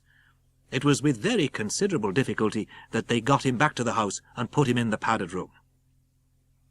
Letter, Mina Harker to Lucy Westenra, 18th of September. My dearest Lucy, such a sad blow has befallen us. Mr. Hawkins has died very suddenly. Jonathan is greatly distressed. I dread coming up to London, as we must do the day after tomorrow, for poor Mr. Hawkins left in his will that he was to be buried in the grave with his father. I shall try to run over to see you, dearest, if only for a few minutes. With all blessings, your loving Mina. Dr. Seward's Diary, 20th of September. At 6 o'clock, Van Helsing came to relieve me. He bent down, removed the flowers, and lifted the silk handkerchief from Lucy's throat. As he did so, he started back, and I could hear his ejaculation. "Mein Gott!" The wounds on the throat had completely disappeared. He turned to me and said calmly, "She is dying. It will not be long now. Wake that poor boy and let him come and see the last. He trusts us, and we have promised him." When he came into the room, she opened her eyes and said in a soft, voluptuous voice such as I had never heard from her lips, "Arthur, oh my love, I am so glad you have come. Kiss me." But at that instant Van Helsing swooped upon him, and catching him by the neck with both hands, dragged him back with a fury of strength which I never thought he could have possessed. "Not for your life," he said. "Not for your living soul and hers." And he stood between them like a lion at bay. I saw a spasm as of rage flit like a shadow over her face. The sharp teeth champed together. Very shortly after, she opened her eyes in all their softness and took Van Helsing's hand. Drawing it to her, she kissed it. "My true friend," she said, in a faint voice. And then Lucy's breathing became stertorous again, and all at once it ceased. "It is all over," said Van Helsing. "She is dead." I stood beside Van Helsing and said, "Poor girl, there is peace for her at last. It is the end." "Not so," Alas, not so. It is only the beginning. When I asked him what he meant, he answered, "Wait and see."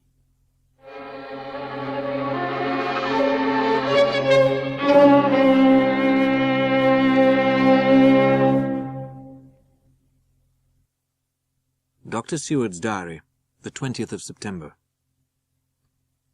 The funeral was arranged for the next succeeding day, so that Lucy and her mother might be buried together. Before turning in, we went to look at poor Lucy.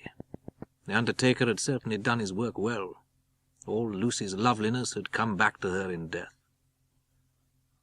The professor looked sternly grave. "Tomorrow I want you to bring me, before night, a set of post-mortem knives." "Must we make an autopsy?" I asked. "Yes and no. I want to operate, but not as you think. Let me tell you now, but not a word to another. I want to cut off her head and take out her heart. We shall unscrew the coffin lid and shall do our operation, and then replace all, so that none know save we alone." "But why? Why mutilate her poor body without need? Why do it?" "Friend John, let us not be two, but one. That's so we work to a good end. Will you not have faith in me?" I took his hand and promised him. I must have slept long and soundly. Van Helsing waked me by coming into my room. "You need not trouble about the knives. We shall not do it." "Is it too late?" "See." He held up a little golden crucifix. "This was stolen in the night." "How stolen?" I asked in wonder. "Since you have it now." "Because I get it back from the worthless wretch who stole it, from the maid who robbed the dead and the living." Arthur arrived at 5 o'clock. He looked desperately sad and broken. I felt he would like to be quite alone with her, but he took my arm and led me in, saying huskily, "Oh, Jack, there is nothing in the wide world for me to live for." I said softly, "Come and look at her." Together we moved over to the bed. God, how beautiful she was! Every hour seemed to be enhancing her loveliness. We all dined together, and I could see that poor Arthur was trying to make the best of things. Van Helsing had been silent all dinner-time, but when we had lit our cigars, he said, "May I ask you something now, Arthur?" "Certainly." "I want you to give me permission to read all Miss Lucy's papers and letters. I have them all here." "Dr. Van Helsing, you may do what you will. I feel that in saying this I am doing what my dear one would have approved." I slept on a sofa in Arthur's room that night. Van Helsing did not go to bed at all. He went to and fro, as if patrolling the house, and was never out of sight of the room where Lucy lay in her coffin. Mina Harker's Journal, the 22nd of September. The service was very simple and very solemn. There were only ourselves and the servants there, and one or two old friends of Mr. Hawkins from Exeter. We came back to town quietly, taking a bus, and were walking down Piccadilly when I felt Jonathan clutch my arm so tight that he hurt me. He said under his breath, "My God!" He was very pale, and his eyes seemed bulging out as, half in terror and half in amazement, he gazed at a tall, thin man with a beaky nose, black moustache, and pointed beard. His face was cruel and sensual, and his big white teeth were pointed like an animal's. Jonathan said, "I believe it is the Count, but he has grown young. My God, if this be so! Oh, my God! If I only knew! If I only knew!" Dr. Seward's Diary, the 22nd of September. It is all over. Arthur has gone home and has taken Quincy Morris with him. Van Helsing goes over to Amsterdam tonight, but says he returns tomorrow.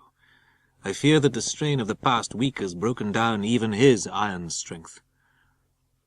And now we are all scattered, and for many a long day loneliness will sit over our roofs with brooding wings. Lucy lies in the tomb of her kin, a lordly death-house in a lonely churchyard, away from teeming London, where the air is fresh, and the sun rises over Hampstead Hill, and where wild flowers grow of their own accord. The Westminster Gazette, 25th of September, a Hampstead mystery. During the past 2 or 3 days, several cases have occurred of young children straying from home or neglecting to return from playing on the heath. Some of the children, indeed all who have been missed at night, have been slightly torn or wounded in the throat. Mina Harker's Journal, 23rd of September.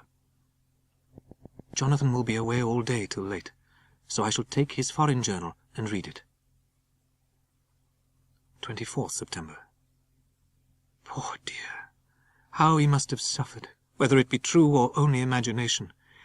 And yet that man we saw yesterday, that fearful Count, was coming to London with its teeming millions. There may be a solemn duty. I shall be prepared. I shall get my typewriter this very hour and begin transcribing. Then we shall be ready for other eyes if required. Letter, Van Helsing to Mrs. Harker, 24th September. Dear Madam, I pray you to pardon my writing, in that I am so far friend as that I send to you sad news of Miss Lucy Westenra's death. May it be that I see you? You can trust me. I am a friend of Dr. John Seward. Mina Harker's Journal, 25th of September. It was 2:30 when the knock came. Mary opened the door and announced Dr. Van Helsing. I rose and bowed, and he came towards me, a man of medium height, strongly built, with his shoulders set back. Mrs. Harker, is it not? I bowed assent. I have read your letters to Miss Lucy. I know that you were with her at Whitby. She sometimes kept a diary, and in that diary she traces by inference certain things to a sleepwalking in which she puts down that you saved her. I ask you out of your so much kindness to tell me all of it that you remember. I can tell you, I think, Dr. Van Helsing, all about it. And your husband, tell me of him. Is he quite well? Is all the fever gone, and is he strong and healthy? He has almost recovered, but when we were in town on Thursday last, he had a sort of a shock. He thought he saw someone who recalled something terrible, something which led to his brain fever. And here the whole thing seemed to overwhelm me in a rush. I threw myself on my knees and implored him to make my husband well again. I promise you that I would gladly do all for him that I can. Now you must eat. You are overwrought and perhaps over-anxious. After lunch, when we went back to the drawing-room, I said, Dr. Van Helsing, what I have to tell you is so queer that you must not laugh at me or at my husband. I shall give you a paper to read. It is long, but I have typewritten it out. It will tell you my trouble and Jonathan's. It is a copy of his journal when abroad. I dare not say anything of it. You will read for yourself and judge. He took the papers with him and went away. Letter, Van Helsing to Mrs. Harker, the 25th of September. Dear Madam Mina, I have read your husband's so wonderful diary. Strange and terrible as it is true. I will pledge my life on it. It may be worse for others, but for him and you there is no dread. I shall have much to ask him of other things. I am blessed that today I come to see you, for I have learned all at once so much. Yours the most faithful, Abraham Van Helsing. Jonathan Harker's Journal, the 26th of September. When I got home last night, Mina told me of Van Helsing's visit. She showed me in the doctor's letter that all I wrote down was true. It seems to have made a new man of me, but now that I know, I am not afraid, even of the Count. He has succeeded, after all, then, in his design in getting to London, and it was him I saw. He has got younger, and how? Van Helsing is the man to unmask him and hunt him out. He was, I think, surprised to see me. But Madam Mina told me you were ill, that you had had a shock. I was ill. I have had a shock. But you have cured me already. And how? By your letter to Mina last night. And now, he said, may I ask you for some more help? Can you tell me what went before your going to Transylvania? Later on I may ask more help and of a different kind, but at first this will do." "Look here, sir," I said. "Does what you have to do concern the Count?" "It does," he said solemnly. "Then I am with you, heart and soul." Dr. Seward's Diary, 26th of September. Until this afternoon, I had no cause to think of what is done.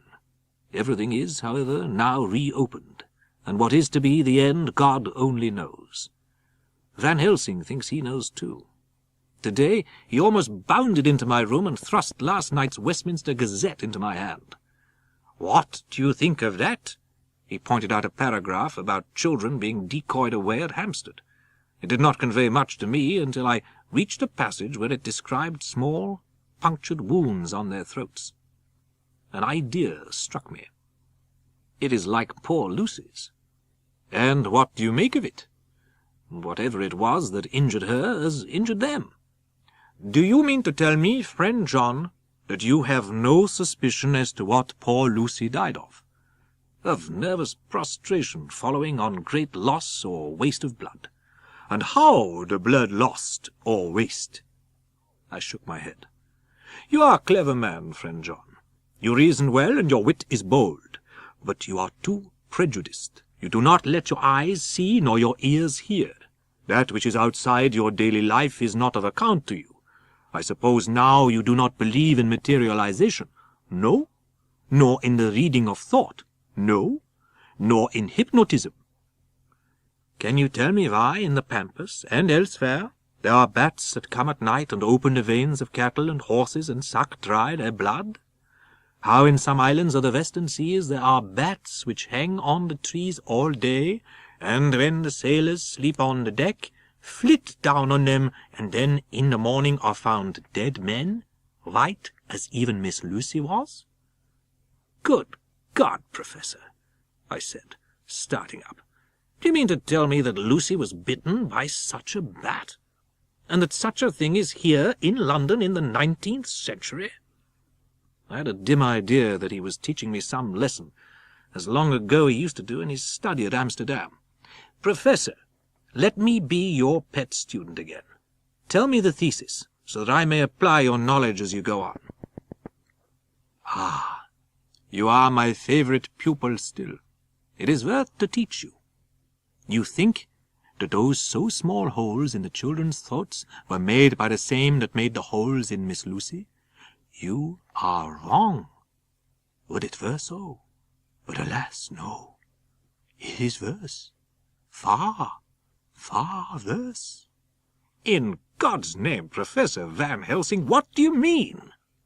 He threw himself with a despairing gesture into a chair, covering his face with his hands as he spoke. They were made by Miss Lucy.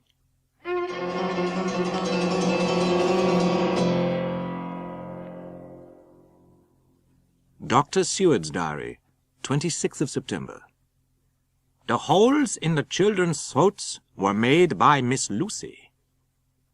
For a while sheer anger mastered me. It was as if he had during her life struck Lucy on the face.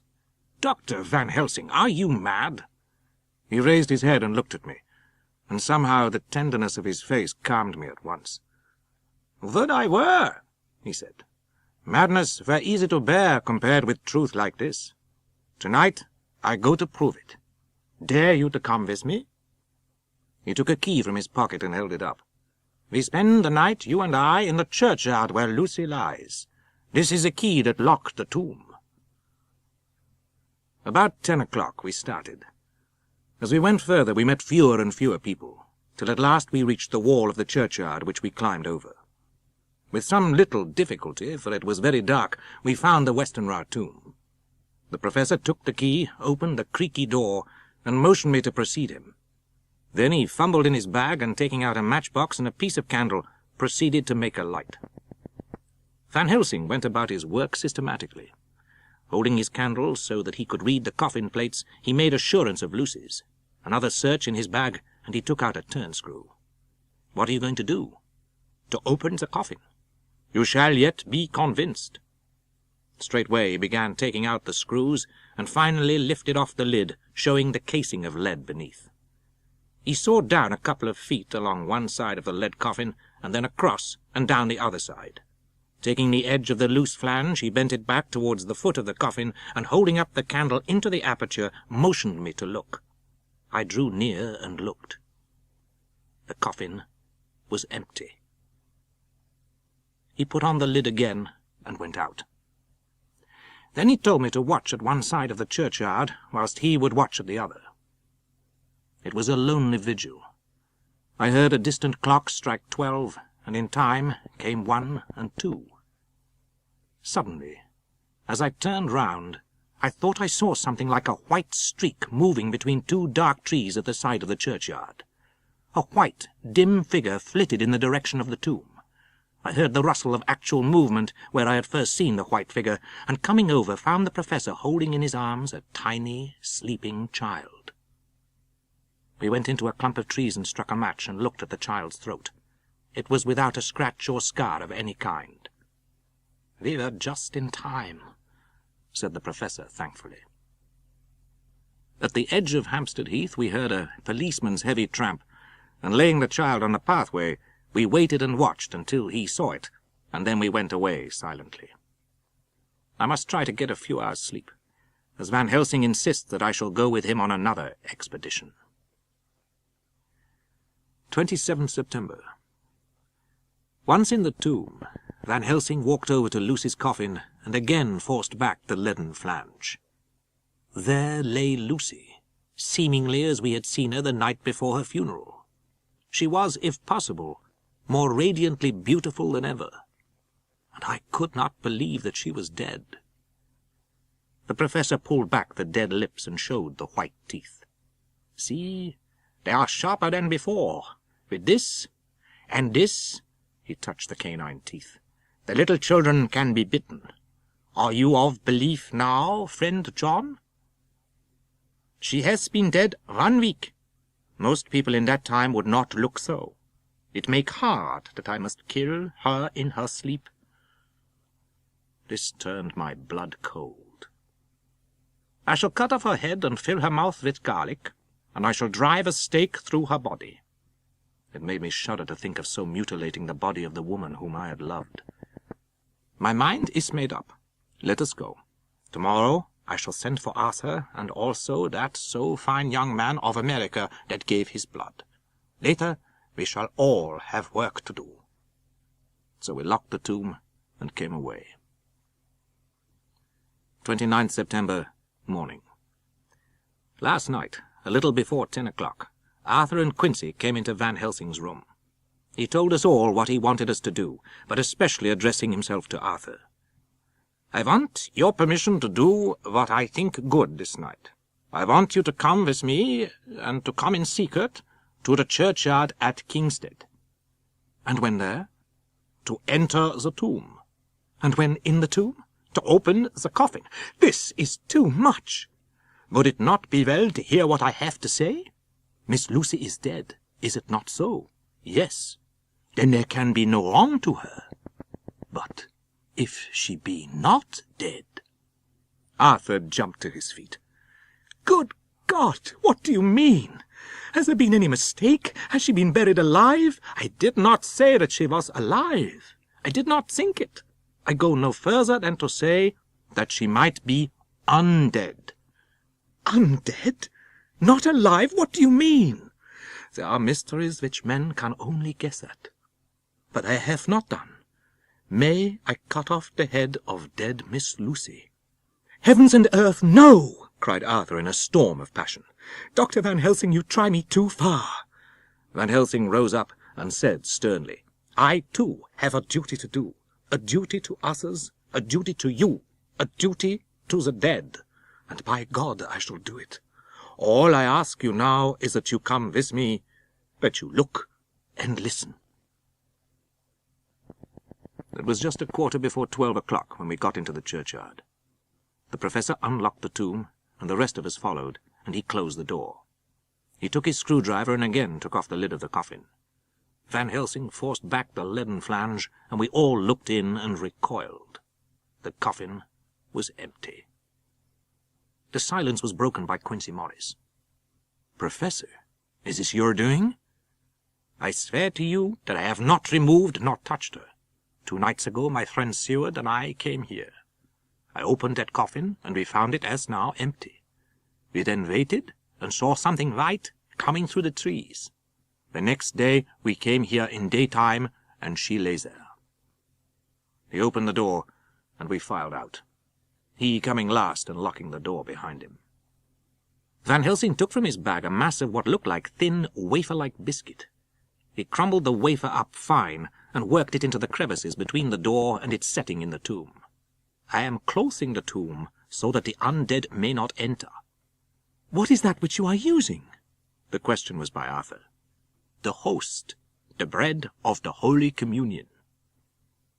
There was a long spell of silence, a big, aching void, and then, far down the avenue of yews, we saw a white figure advance, which held something at its breast.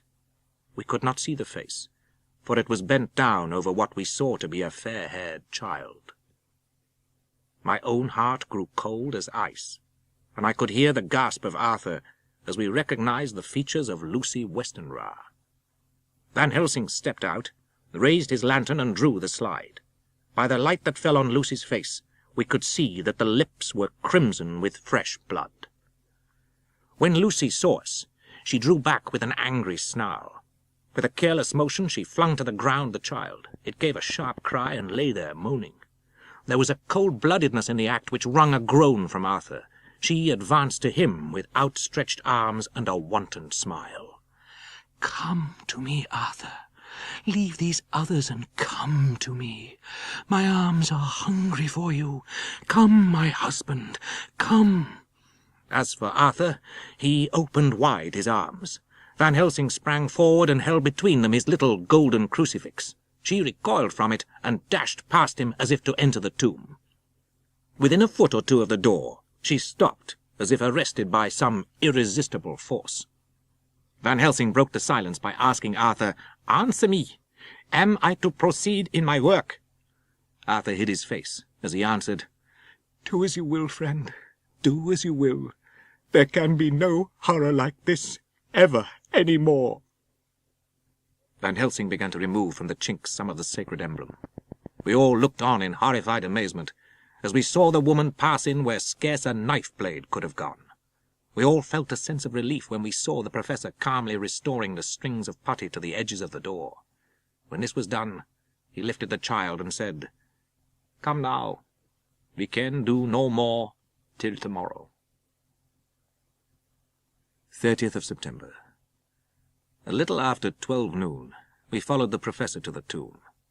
When he again lifted the lid off Lucy's coffin, we all saw that the body lay there in all its death beauty. Van Helsing began taking the various contents from his bag.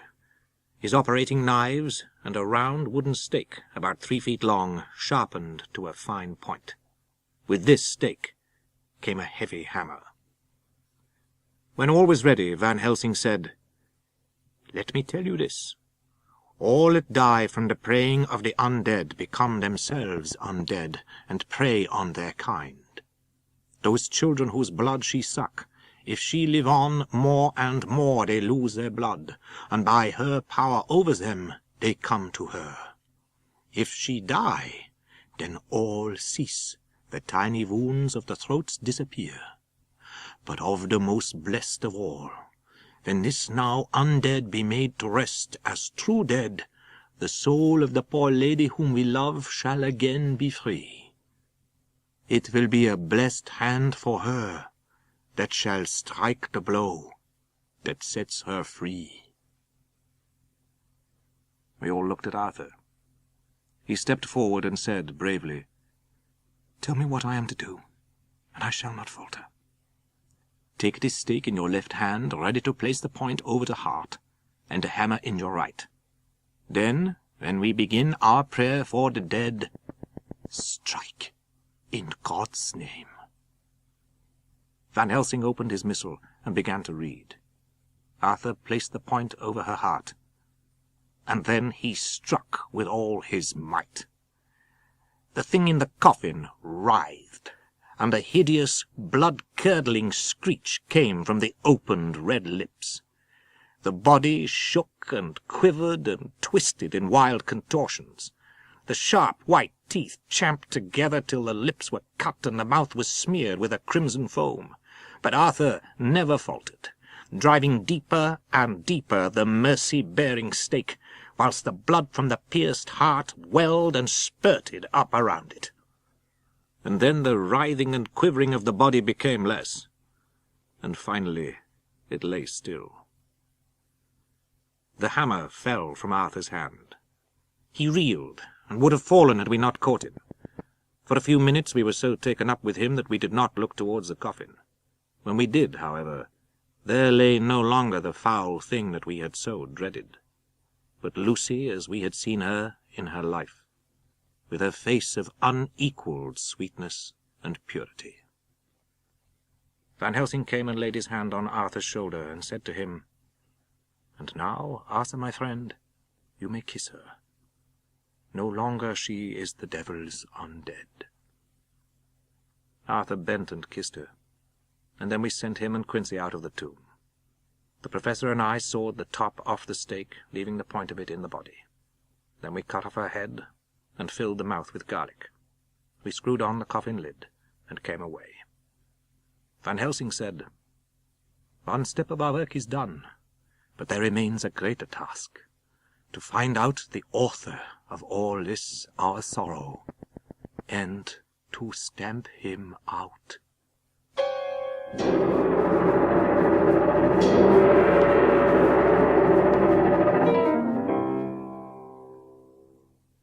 Dr. Seward's Diary, 30th of September. When we arrived at the Berkeley Hotel, Van Helsing found a telegram waiting for him. "I'm coming up by train. Jonathan at Whitby. Important news. Mina Harker." The professor was delighted. "She arrived, but I cannot stay. She must go to your house, friend John. You must meet her at the station." When the wire was dispatched, he had a cup of tea. Over it he told me of a diary kept by Jonathan Harker when abroad, and gave me a typewritten copy of it, as also of Mrs. Harker's diary at Whitby. I took my way to Paddington. I got her luggage, which included a typewriter, and we took the Underground to Fenchurch Street. In due time we arrived.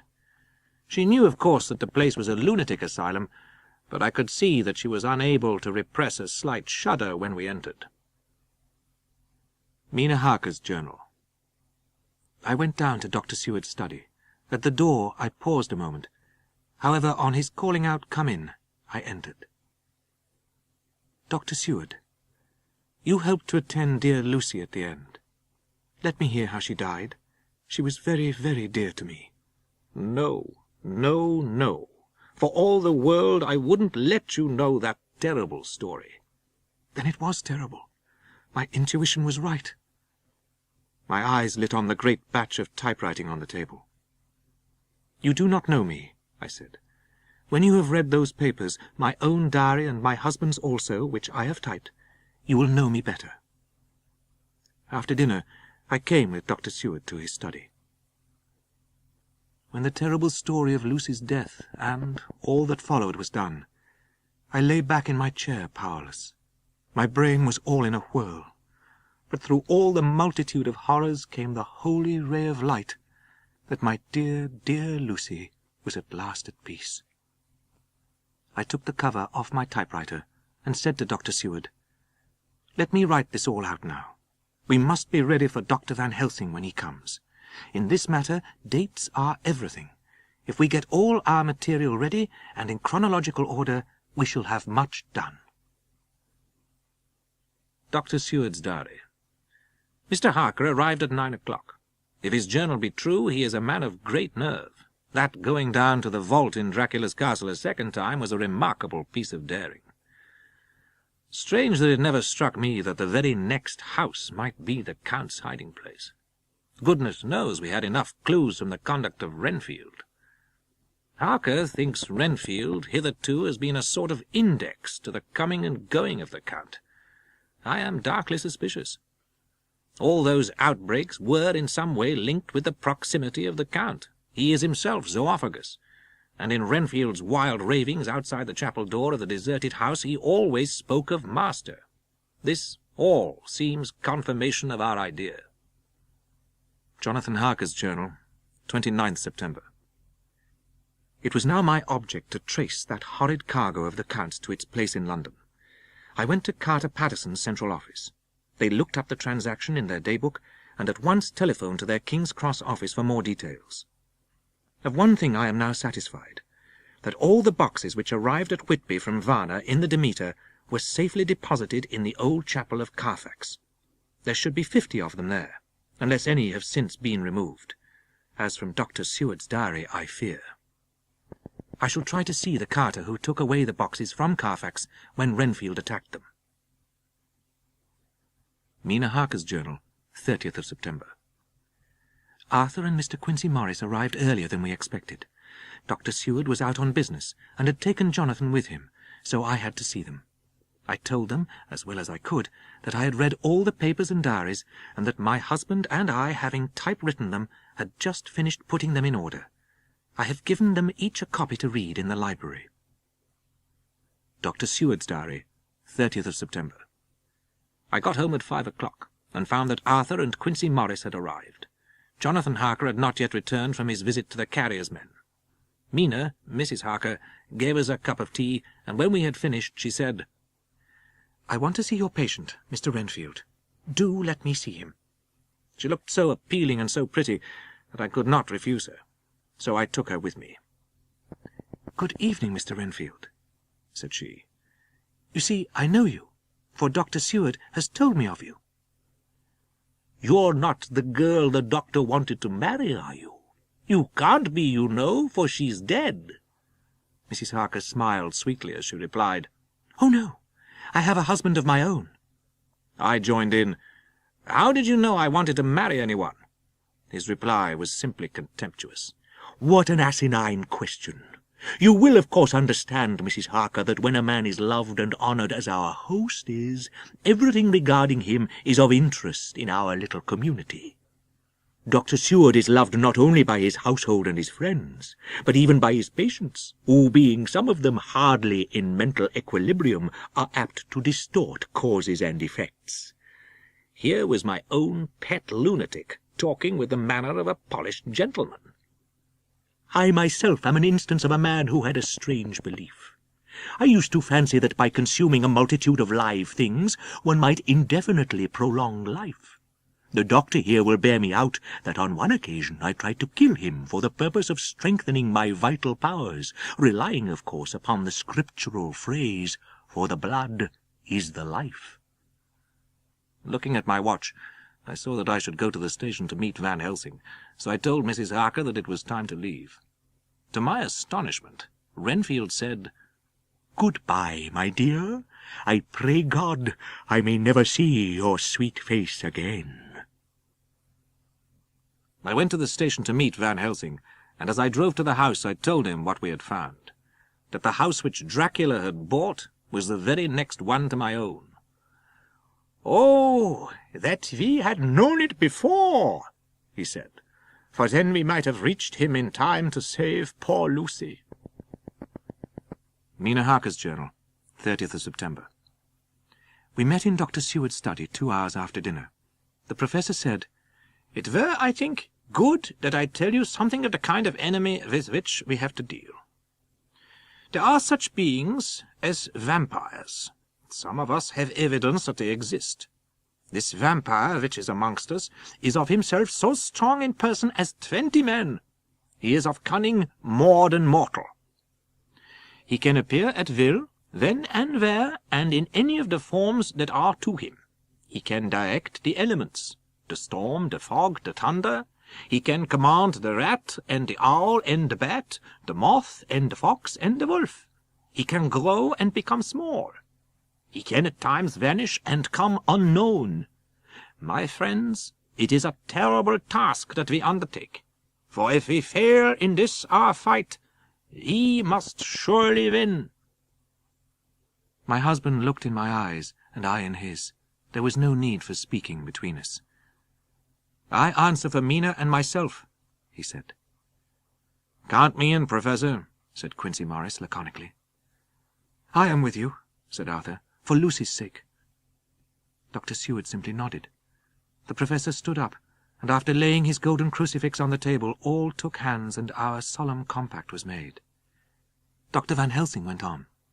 "The vampire cannot die by mere passing of the time. He can flourish, when that he can fatten on the blood of the living. He can even grow younger, but he cannot flourish without this diet. He can transform himself to wolf, as we gather from the ship arrival at Whitby. He can be as bat. He can come in mist which he create. He come on moonlight rays as elemental dust, as Jonathan saw those sisters in the castle. He can see in the dark. He can do all these things, yet he is not free. He may not enter anywhere at the first, unless there be someone of the household who bid him to come, though afterwards he can come as he please. His power ceases, as does that of all evil things, at the coming of the day. He can only change himself at noon, or at exact sunrise or sunset.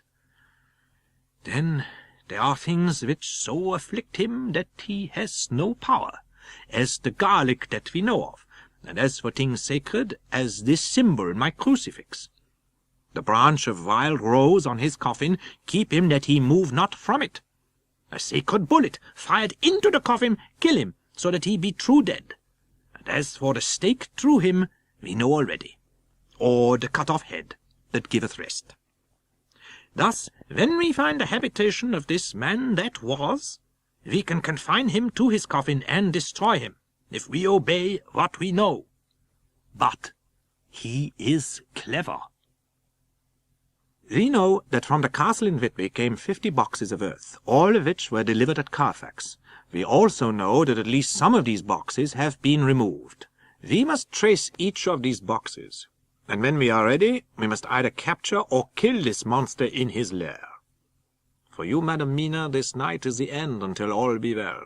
You are too precious to us to have such risk. Mr. Morris resumed the discussion. I vote we have a look at this house right now. Time is everything with him, and swift action on our part may save another victim. Dr. Seward's diary, 1st of October, 4 a.m. Just as we were about to leave the house, an urgent message was brought to me from Renfield to know if I would see him at once. We found him in a state of considerable excitement, but far more rational in his speech and manner than I had ever seen him. His request was that I would at once release him from the asylum and send him home. This he backed up with arguments regarding his complete recovery, and adduced his own existing sanity. "I appeal to your friends," he said. "They will perhaps not mind sitting in judgment on my case. I desire to go at once, here, now, this very hour, this very moment." "I am content to implore in such a case, not on personal grounds, but for the sake of others. I am not at liberty to give you the whole of my reasons, but you may, I assure you, take it from me that they are good ones, sound and unselfish, and springing from the highest sense of duty." He looked at us all keenly.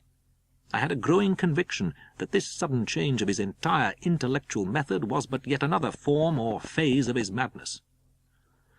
"Can you not tell frankly your real reason for wishing to be free tonight?" He shook his head sadly.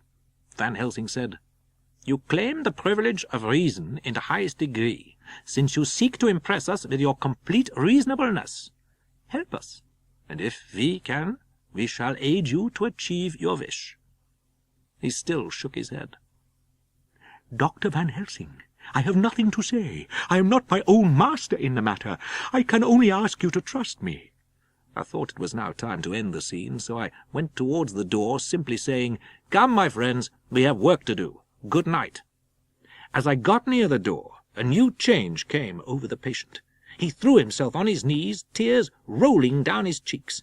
"Let me entreat you, Dr. Seward, oh, let me implore you to let me out of this house at once. For the sake of the Almighty, take me out of this and save my soul from guilt. Can't you hear me, man? Can't you understand? I am no lunatic, but a sane man fighting for his soul. Hear me! Let me go! Let me go!" "Come," I said sternly. "No more of this. Get to your bed and try to behave more discreetly. When I was leaving the room, he said in a quiet, well-bred voice, "You will, I trust, Dr. Seward, do me the justice to bear in mind later on that I did what I could to convince you tonight." Jonathan Harker's Journal, the 1st of October, 5 a.m. We took our way to Carfax. When we got to the porch, the professor opened his bag and took out a lot of things, which he laid on the step. "My friends, we are going into a terrible danger, and we need arms of many kinds. Keep this near your heart." He lifted a little silver crucifix and held it out to me. "Put these flowers around your neck." He handed me a wreath of withered garlic blossoms. "Above all, at the last, this sacred wafer." Each of the others was similarly equipped. Dr. Seward tried 1 or 2 skeleton keys. Presently he got one to suit. We pressed on the door, the rusty hinges creaked, and it slowly opened. On a table in the hall was a great bunch of keys, with a time-yellowed label on each. The professor lifted them. "You know this place, Jonathan. You have copied maps of it. Which is the way to the chapel?" I led the way, and found myself opposite a low, arched oaken door. With a little trouble we found the key on the bunch and opened it. We were prepared for some unpleasantness, but none of us ever expected such an odour as we encountered. It seemed as though corruption had become itself corrupt. We made an accurate examination of the place, the professor saying as we began, "The first thing is to see how many of the boxes are left." A glance was sufficient to show how many remained, for the great earth chests were bulky, and there was no mistaking them. There were only 29 left out of the 50. I saw Quincy Morris step suddenly back from a corner which he was examining. The whole place was becoming alive with rats. For a moment or two we stood appalled, all save Arthur, who was seemingly prepared for such an emergency. Rushing to the great iron-bound door, he turned the key in the lock. Then, taking a little silver whistle from his pocket, he blew a low, shrill call. It was answered from behind Dr. Seward's house by the yelping of dogs, and 3 terriers came dashing round the corner of the house. They rushed at their natural enemies, who fled before them so fast that before the dogs had shaken the life out of a score, the whole mass had vanished. The morning was quickening in the east when we emerged from the front. Van Helsing said, "Our night has been eminently successful. No harm has come to us, and we have ascertained how many boxes are missing." Mina Harker's Journal, the 1st of October. I can't quite remember how I fell asleep. I remember hearing the sudden barking of dogs and a lot of queer sounds from Mr. Renfield's room. I got up and looked out of the window. All was dark and silent. Mist was spreading, and was now close up to the house, so that I could see it lying thick against the wall, as though it was stealing up to the windows. Then I must have fallen asleep, for my dream was very peculiar. It began to dawn on me that the air was heavy and dank and cold.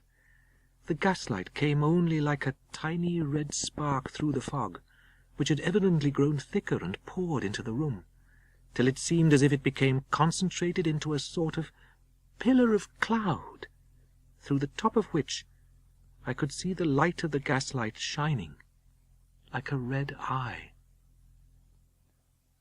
As I looked, the fire divided, and seemed to shine on me through the fog like 2 eyes. The last conscious effort which imagination made was to show me a livid, white face bending over me out of the mist. 2nd of October, 10 p.m. I asked Dr. Seward to give me a sleeping draught. I've taken it, and am waiting for sleep. A new fear comes, that I may have been foolish in depriving myself of the power of waking. Jonathan Harker's Journal, the 1st of October. Carter Patterson's head office agreed to give me the names and addresses of the carrier's men, Smollett and Bloxham. Mr. Joseph Smollett remembered all about the incident of the boxes. There were, he said, 6 in the cartload which he left at Mile End, and another 6 which he deposited at Bermondsey. Bloxham told me that he had made 2 journeys between Carfax and a house in Piccadilly, and had taken from this house to the latter 9 great boxes. I asked him if he could tell me the number of the house. "Well, governor, I forgets the number, but it was a dusty old house." I started off for Piccadilly, and at Piccadilly Circus I discharged my cab, and walked westward. I came across a house which looked as though it had been long untenanted. The windows were encrusted with dust, and the shutters were up. I asked 1 or 2 of the grooms around if they knew anything about the empty house.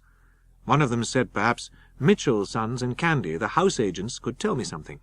I was soon at their office in Sackville Street. The gentleman who saw me was particularly suave in manner. "It is sold, sir." I handed him my card. "I act on the part of the Honourable Arthur Holmwood, who wishes to know something of the property which was, he understood, lately for sale. If you will let me have his address, I will communicate with him by tonight's post." I found the others at my home, all gathered round the fire in the study. In the train I had written my diary so far, and simply read it off to them as the best means of letting them get abreast of my own information. Mr. Morris spoke. "Say, how are we going to get into that house?" "We got into the other." "But, Arthur, this is different. At Carfax we had night and a walled park to protect us. It'll be a mighty different thing to commit burglary in Piccadilly, either by day or night, unless the agency can find us a key of some sort."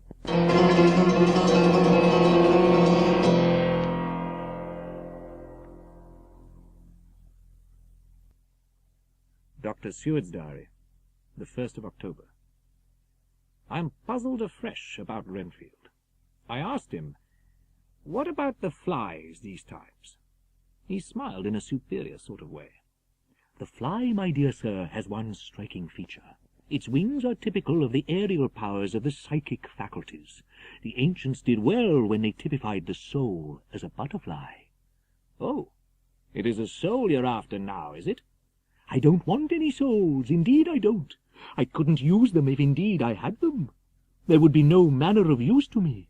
I couldn't eat them, or—" He suddenly stopped, and the old cunning look spread over his face.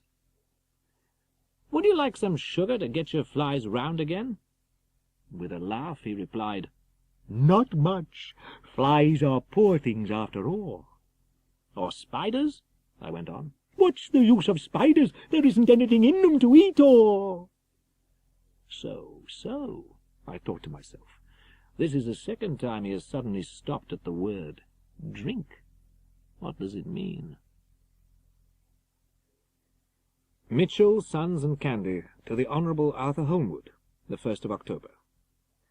Sir, concerning the sale and purchase of number 347 Piccadilly, the purchaser is a foreign nobleman, Count de Ville. Dr. Seward's Diary, 2nd of October. I wonder if Renfield's moods have so followed the doings of the Count that the coming destruction of the monster may be carried to him in some subtle way. He is now seemingly quiet for a spell. Is he? That wild yell seemed to come from his room. Later. When I came to Renfield's room, I found him lying on the floor in a glittering pool of blood. The face was horribly bruised, as though it had been beaten against the floor. The attendant said to me as we turned him over, "I think, sir, his back is broken. Both his right arm and leg and the whole side of his face are paralyzed." I said to him, "Go to Dr. Van Helsing and ask him to come here at once, and fetch Mr. Holmwood and Mr. Morris." Within a very few minutes the professor and the others appeared. We went into a strict examination of the patient. The real injury was a depressed fracture of the skull. The professor said, "We must reduce the pressure. We shall wait just long enough to find the best spot for trepanning, so that we may most quickly and perfectly remove the blood clot." At last there came a time when it was evident that the patient was sinking fast. He might die at any moment. The professor spoke. "There is no time to lose. His words may be worth many lives. We shall operate just above the ear." Without another word, he made the operation. Renfield moved convulsively, and as he did so, said, I have had a terrible dream.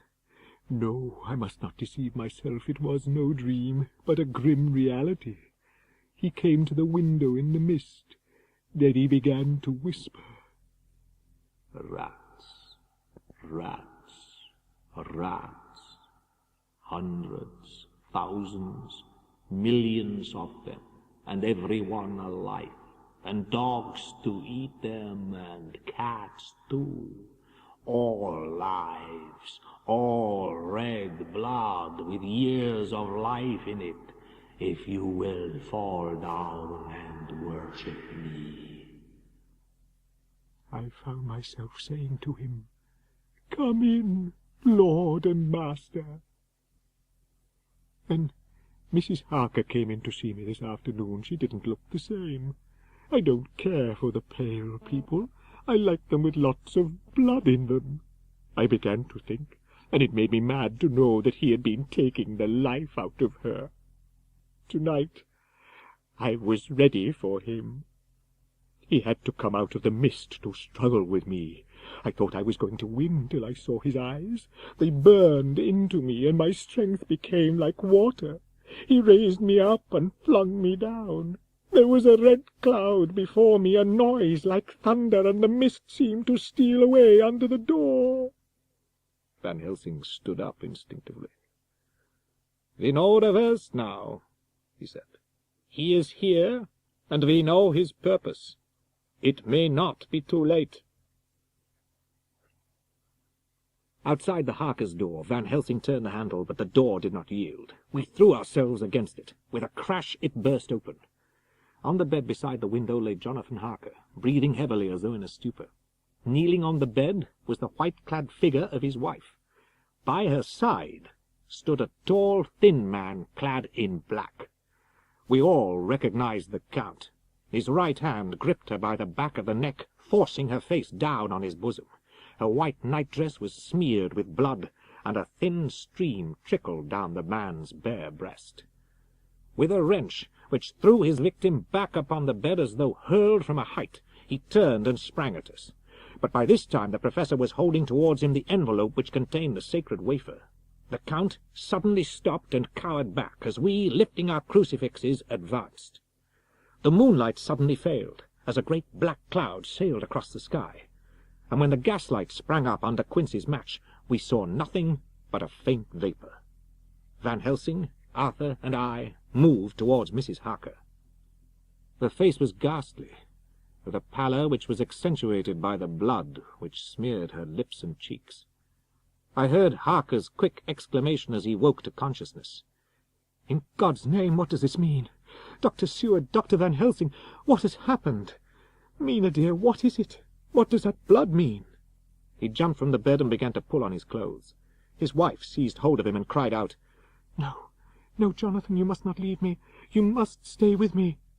The professor held up his little golden crucifix and said with wonderful calmness, "Do not fear, my dear. Whilst this is close to you, no foul thing can approach. You are safe for tonight."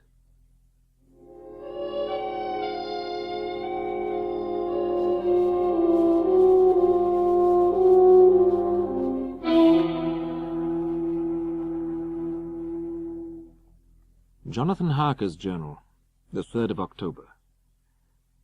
When the question began to be discussed as to what should be our next step, Van Helsing was prepared with an exact order of our work. "Today is ours, and in it rests our hope. The sun that rose on our sorrow this morning guards us in its course. Until it sets tonight, that monster must retain whatever form he now has. And so we have this day to hunt out all his lairs and sterilize them. In all probable, the key of the situation is in that house in Piccadilly. We shall go there and search that house, and learn what it holds. Run down our old fox." "Then let us come at once," I cried. "We are wasting precious time." The professor did not move, but simply said, "And how are we to get into that house in Piccadilly?" "Any way," I cried. "We shall break in if need be. And your police, where will they be? Now suppose that you were the owner of that house and could not get in, what would you do?" I should get a respectable locksmith, and set him to work to pick the lock for me. And your police, they would interfere, would they not? Oh, no, not if they knew the man was properly employed.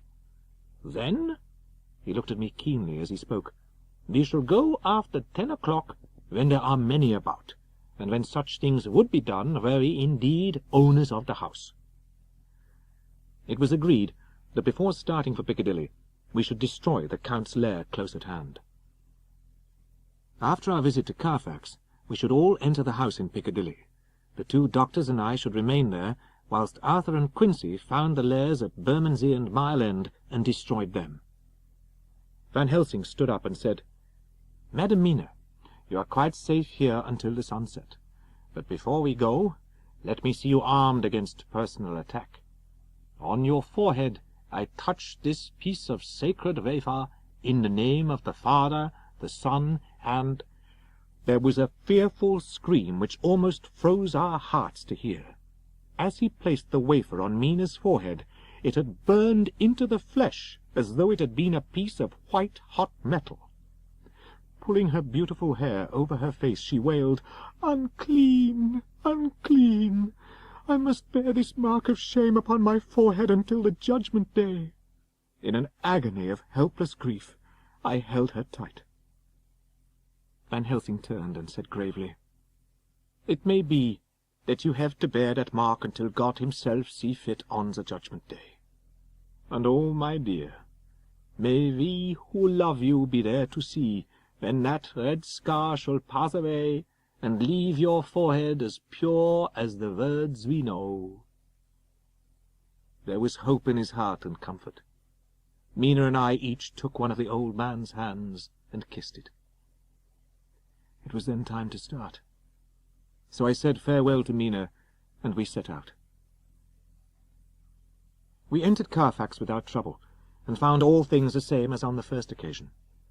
We found no papers nor any sign of use in the house, and in the old chapel the great boxes looked just as we had seen them last. Van Helsing took from his bag a screwdriver and a wrench, and very soon the top of one of the cases was thrown open. Taking from his box a piece of the sacred wafer, he laid it reverently on the earth, and then shutting down the lid began to screw it home. One by one we treated in the same way each of the great boxes, and left them as we had found them to all appearance. But in each was a portion of the host. Piccadilly, 12:30 o'clock. The minutes seemed to pass with leaden feet as we waited. At length we saw a four-wheeler drive up. Out of it, in leisurely fashion, got Arthur and Morris, and down from the box descended a thick-set working man with his rush-woven basket of tools. The man lifted a good-sized bunch of keys. Selecting one of them, he began to probe the lock, as if feeling his way with it. After fumbling about for a bit, he tried a second, and then a third. All at once the door opened under a slight push from him, and he and the 2 others entered the hall. We 3 crossed the street and knocked at the door. It was immediately opened by Quincy Morris. In the dining room, which lay at the back of the hall, we found 8 boxes of earth. 8 boxes only out of the 9 which we sought. With the tools which we had brought with us, we opened them one by one, and treated them as we had treated those others in the chapel. The dining room contained effects which might belong to the Count, and so we proceeded to minutely examine them. There were title deeds of the Piccadilly house in a great bundle, deeds of the purchase of the houses at Mile End and Bermondsey. Last of all was a little heap of keys of all sorts and sizes, belonging to the other houses. Arthur and Quincy Morris, taking accurate notes of the various addresses, took the keys and set out to destroy the boxes in these places. Dr. Seward's diary, the 3rd of October. The time seemed terribly long whilst we were waiting for the coming of Arthur and Quincy Morris. We were startled by a knock at the hall door, the double postman's knock of the telegraph boy. The boy handed in a dispatch. The professor closed the door again, and after looking at the direction, opened it and read it aloud. "Look out for D. He has just now, 12:45, come from Carfax hurriedly and hastened towards the south. Mina." There was a pause, broken by Jonathan Harker's voice. "Now, God be thanked, we shall soon meet." About half an hour after we had received Mrs. Harker's telegram, there came a quiet, resolute knock at the hall door. The gladness of our hearts must have shone upon our faces when we saw Arthur and Quincy Morris. They came quickly in and closed the door behind them. "It's all right. We found both places, 6 boxes in each, and we destroyed them all." "He will be here before long now," said Van Helsing. "Have all your arms. Be ready." He held up a warning hand as he spoke, for we could all hear a key softly inserted in the lock of the hall door. We waited in a suspense that made the seconds pass with nightmare slowness. The slow, careful steps came along the hall. The Count was evidently prepared for some surprise. At least he feared it. Suddenly, with a single bound, he leapt into the room, winning a way past us before any of us could raise a hand to stay him. There was something so panther-like in the movement, something so unhuman, that it seemed to sober us all from the shock of his coming. The first to act was Harker, who had ready his great kukri knife, and made a fierce and sudden cut at him. Only the diabolical quickness of the Count's leap back saved him. As it was, the point just cut the cloth of his coat, whence a bundle of banknotes and a stream of gold fell out. The expression of the Count's face was so hellish that for a moment I feared for Harker. Instinctively I moved forward, holding the crucifix and wafer in my hand. I felt a mighty power fly along my arm, and it was without surprise that I saw the monster cower back. His waxen hue became greenish-yellow by the contrast of his burning eyes, and the red scar on the forehead showed on the pallid skin like a palpitating wound. The next instant, with a sinuous dive, grasping a handful of money from the floor, he dashed across the room and threw himself at the window. Amid the crash and glitter of the falling glass, he tumbled into the flagged area below. We saw him spring unhurt from the ground and open the stable door. Then he turned and spoke to us. "You shall be sorry yet, each one of you. You think you have left me without a place to rest, but I have more. My revenge is just begun. I spread it over centuries, and time is on my side." With a contemptuous sneer he passed quickly through the door, and we heard the rusty bolt creak as he fastened it behind him. The first of us to speak was the Professor. "We need not despair. There is but one more earth-box, and we must try to find it. When that is done, all may yet be well." We had a sort of perfunctory supper together, and I think it cheered us all up somewhat. True to our promise, we told Mrs. Harker everything which had passed, and, although she grew white at times when danger had seemed to threaten her husband, she listened bravely and with calmness. Before they retired, the Professor fixed up the room against any coming of the vampire, and assured Mrs. Harker that she might rest in peace. Quincy, Arthur, and I arranged that we should sit up, dividing the night between us, and watch over the safety of the poor stricken lady. Jonathan Harker's Journal, the 4th of October, morning. During the night, I was wakened by Mina. She said to me hurriedly, "Go, call the Professor. I want to see him at once." "Why?" I asked. "I have an idea." 2 or 3 minutes later, Van Helsing was in the room in his dressing-gown, and Mr. Morris and Arthur were with Dr. Seward at the door. "I want you to hypnotize me," she said. "Do it before the dawn, for I feel that then I can speak, and speak freely." Looking fixedly at her, he commenced to make passes in front of her, from over the top of her head downward, with each hand in turn. Gradually her eyes closed, and she sat stock still. "Where are you now?" The answer came dreamily, but with intention. "I do not know. It is all strange to me." "What do you see?" "I can see nothing. It is all dark." "What do you hear?" "The lapping of water. Little waves leap. I can hear them on the outside." "Then you are on a ship?" "Oh, yes." "What else do you hear?" The sound of men stamping overhead as they run about. There is the creaking of a chain. The voice faded away into a deep breath, as of one sleeping. That ship, wherever it was weighing anchor whilst she spoke.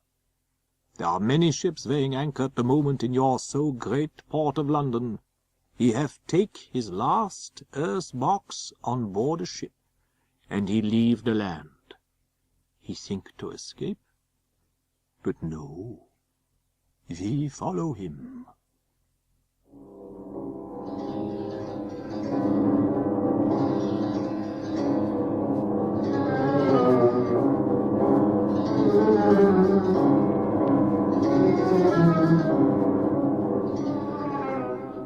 Mina Harker's Journal, the 5th of October, 5 p.m. Dr. Van Helsing described what steps were taken during the day to discover on what boat and whither bound Count Dracula made his escape. He was in sailing ship, since Madame Mina tells of sails being set. We go to your Lloyd's, where are notes of all ships that sail, however so small. There we find that only one Black Sea-bound ship go out with the tide. She is the Tsarina Catherine, and she will sail from Doolittle's Wharf for Varna. Said I, this is the ship whereon is the Count. So off we go to Doolittle's Wharf. They make known to us among them how last afternoon at about 5 o'clock comes a man so hurry, a tall man, thin and pale, with high nose and teeth so white, and eyes that seem to be burning. The captain come, when told that he will be pay well, and though he swear much at the first, he agree to term. Then the thin man go, and soon he come again, himself driving cart on which is a great box. This he himself lift down, though it takes several to put it on truck for the ship. It soon became apparent to all that the Tsarina Catherine would not sail as expected. A thin mist began to creep up from the river, and it grew and grew, till soon a dense fog. Just at full tide, the thin man came up the gangplank again, and asked to see where his box had been stowed. He went down with the mate, and saw where it was placed, then came up and stood a while on deck in fog. He must have come off by himself, for none noticed him. Indeed, they thought not of him, for soon the fog began to melt away, and all was clear again. And so our enemy is at sea, with the fog at his command, on his way to the Danube mouth. To sail a ship takes time, go she never so quick, and when we start we go on land more quick, and we meet him there. Dr. Seward's Diary, the 5th of October. When the professor came into my study, we talked over the state of things. I could see that he had something on his mind. "Friend John, there's something that you and I must talk of alone. Our poor dear Madam Mina is changing. I see the characteristics of the vampire coming in her face. It is now but very, very slight, but it is to be seen. Her teeth are some sharper, and at times her eyes are more hard. My fear is this. If it be that she can, by our hypnotic trance, tell what the Count see and hear, is it not more true that he who have hypnotized her first, and who have drink of her very blood, should, if he will, compel her mind to disclose to him that which she know? We must keep her ignorant of our intent, and so she cannot tell what she know not." Later. At the very outset of our meeting, a great personal relief was experienced by both Van Helsing and myself. Mrs. Harker had sent a message to say that she would not join us at present, as she thought it better that we should be free to discuss our movements without her presence to embarrass us. We went at once into our plan of campaign. Van Helsing put the facts before us first. The Tsarina Catherine left the Thames yesterday morning. It will take her at the quickest speed she has ever made at least 3 weeks to reach Varna, but we can travel overland to the same place in 3 days. Quincy Morris added, "I understand that the Count comes from a wolf country, and it may be that he will get there before us. I propose that we add Winchester rifles to our armament. I have a kind of belief in a Winchester when there is any trouble of that sort around." "Good," said Van Helsing. "Winchesters it shall be. Tonight and tomorrow we can get ready, and then, if all be well, we four can set out on our journey." "We four?" said Harker, looking from one to another of us. "Of course," answered the Professor quickly. "you must remain to take care of your so sweet wife." Jonathan Harker's journal, the 6th of October, morning. Mina woke me early about the same time as yesterday, and asked me to bring Dr. Van Helsing. He came at once.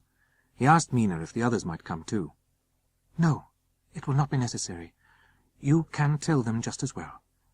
I must go with you on your journey." "But why?" "You must take me with you. I am safer with you, and you shall be safer too. I can tell you now, whilst the sun is coming up, I may not be able again. I know that when the Count wills me, I must go. I know if he tells me to come in secret, I must come. You men are brave and strong. You are strong in your numbers, for you can defy that which would break down the human endurance of one who had to guard alone. Besides, I may be of service, since you can hypnotize me and so learn that which even I myself do not know." Dr. Van Helsing said very gravely, "Madam Mina, you are, as always, most wise. You shall with us come, and together we shall do that which we go forth to achieve." Dr. Seward's diary, the 11th of October, evening. I think that none of us were surprised when we were asked to see Mrs. Harker a little before the time of sunset. Motioning her husband to sit beside her on the sofa, she made the rest of us bring chairs up close. Taking her husband's hand in hers, she began. "You are going to be so good to me as to take me with you. But you must remember that I am not as you are. There is a poison in my blood, in my soul, which may destroy me, which must destroy me, unless some relief comes to us. Oh, my friends, you must promise me, one and all, even you, my beloved husband, that should the time come, you will kill me." "What is that time?" The voice was Quincy's. "When you shall be convinced that I am so changed that it is better that I die. Then you will, without a moment's delay, drive a stake through me and cut off my head, or do whatever else may be wanting to give me rest." Quincy knelt down before her, and taking her hand in his, said solemnly, "I swear to you by all that I hold sacred and dear, that should the time ever come, I shall not flinch from the duty that you have set us." "I swear the same, my dear Madam Mina," said Van Helsing. "And I," said Arthur, each of them in turn kneeling to her. I followed myself. Then her husband turned to her. "And must I, too, make such a promise?" "You too, my dearest," she said. Jonathan Harker's journal, the 15th of October, Varna. We left Charing Cross on the morning of the 12th, got to Paris the same night, and took the places secured for us in the Orient Express. We travelled night and day, arriving here at about 5 o'clock. Thank God Mina is well. Throughout the journey she slept nearly all the time. Before sunrise and sunset, however, she is very wakeful and alert, and it has become a habit for Van Helsing to hypnotize her at such times. He always asks her what she can see and hear. She answers to the first, "Nothing.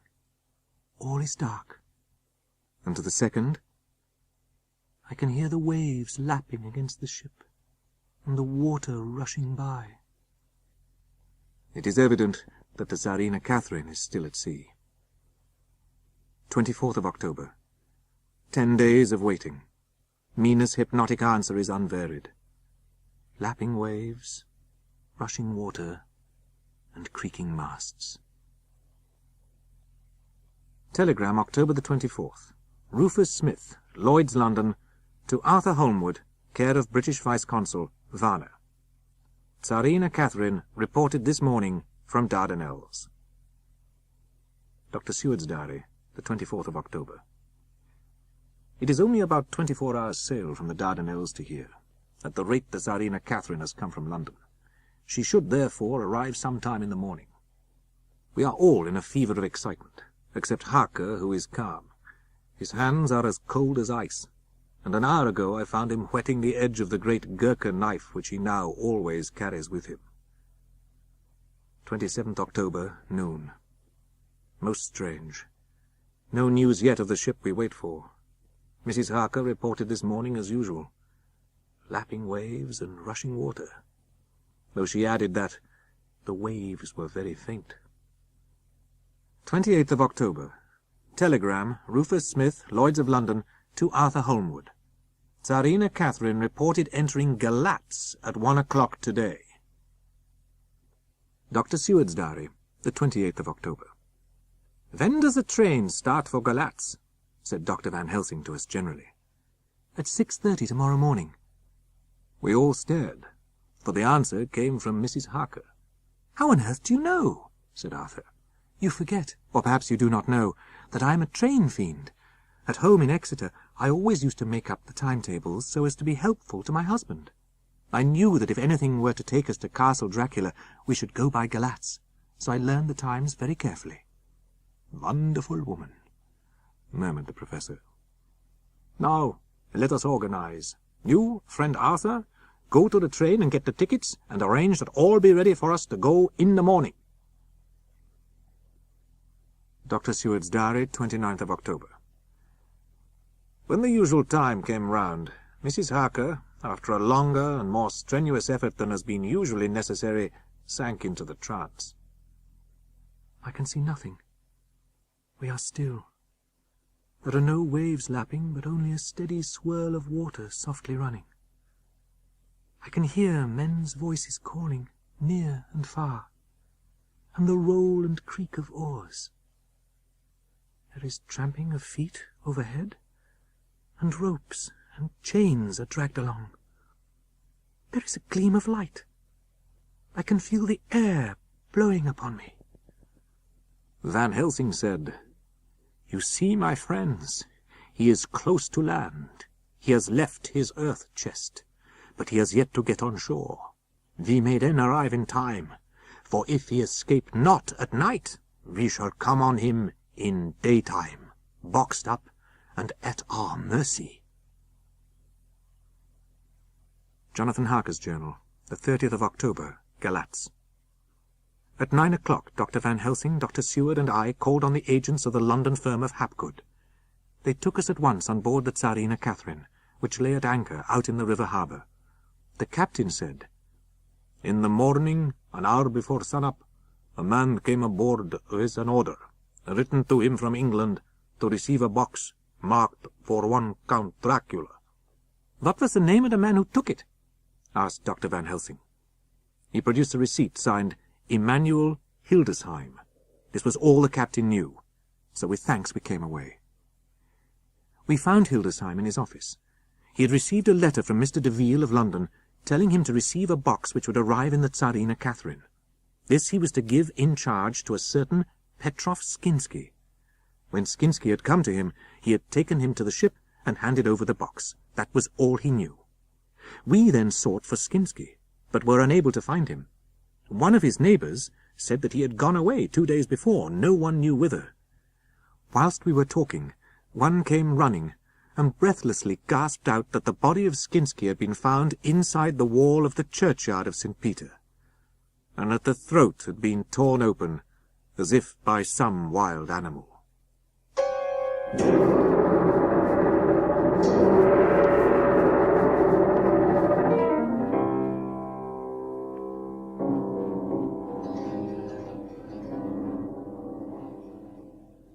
A Memorandum by Mina Harker, 30th of October, evening. Count Dracula's problem is to get back to his own place. My surmise is this, that in London the Count decided to get back to his castle by water as the most safe and secret way. When the box was on land, he came out, met Skinsky, and instructed him what to do as to arranging the carriage of the box upriver. When this was done, he blotted out his traces, as he thought, by murdering his agent. When I had done reading, Dr. Van Helsing said, Our dear Madam Mina is once more our teacher. Her eyes have seen where we were blinded. We are on the track once again. I shall get a steam launch and follow him, said Arthur. And I horses to follow on the bank, lest by chance he land, said Mr. Morris. I'll take Madam Mina right into the heart of the enemy's country. Whilst the old fox is tied in his box, floating on the running stream, whence he cannot escape to land, we shall find our way to the castle of Dracula. Jonathan interrupted him hotly. Do you mean to say, Professor Van Helsing, that you would bring Mina, in her sad case and tainted as she is with that devil's illness, right into the jaws of his death trap? My friend, it is because I would save Madam Mina from that awful place that I would go. If the Count escape us this time, and he is strong and subtle and cunning, he may choose to sleep him for a century. And then, in time, our dear one, he took my hand, would come to him and keep him company. Do as you will, said Jonathan, with a sob that shook him all over. We are in the hands of God. Later. Professor Van Helsing and I are to leave for the 11:40 train tonight for Veresti, where we are to get a carriage to drive to the Borgo Pass. We have all got arms, even for me a large-bore revolver. Jonathan would not be happy unless I was armed like the rest. Jonathan Harker's Journal, October the 30th, night. I am writing this in the light from the furnace door of the steam launch. Mr. Morris and Dr. Seward were off on their long ride before we started. They have 2 spare horses, 4 in all. It may be necessary for us to join forces. If so, they can mount our whole party. Here, as we are rushing along through the darkness, with the cold from the river seeming to rise up and strike us, we seem to be drifting into a whole world of dark and dreadful things. Mina Harker's Journal, the 31st of October. Arrived at Veresti at noon. The professor tells me that this morning at dawn he could hardly hypnotize me at all, and that all I could say was dark and quiet. Dr. Van Helsing has got the carriage and horses. We are to have some dinner and start in an hour. Memorandum by Abraham Van Helsing, the 4th of November. We got to the Borgo Pass just after sunrise. Madam Mina look in her sleep more healthy and more redder than before. I like it not. The 5th of November. All yesterday we travel, ever getting closer to the mountains and moving into a more and more wild and desert land. Then, ere the great dark came upon us, I make a fire, and near it I made Madam Mina sit comfortable amid her rugs. Then, with the fear on me of what might be, I drew a ring, so big for her comfort, around where Madam Mina sat, and over the ring I passed some of the wafer, and I broke it fine, so that all was well guarded. She sat still all the time, so still as one dead, and she grew whiter and ever whiter, till snow was not more pale, and no word she said. Presently I began to fear, horrible fears. It was as though my memories of all Jonathan's horrid experience were fooling me, for the snowflakes and the mist began to wheel and circle round, till I could get as though a shadowy glimpse of those women that would have kissed him. The wheeling figures of mist and snow came closer, but keeping ever without the holy circle. Then they began to materialize, till there were before me in actual flesh the same 3 women that Jonathan saw, when they would have kissed his throat. They smiled ever at poor dear Madam Mina, and as their laugh came through the silence of the night, they twined their arms and pointed to her, and said, "Come, sister, come to us, come, come." I seized some of the firewood which was by me, and holding out some of the wafer, advanced on them. They could not approach me, whilst so armed, nor Madam Mina, whilst she remained within the ring. And so we remained, till the red of the dawn began to fall through the snow gloom.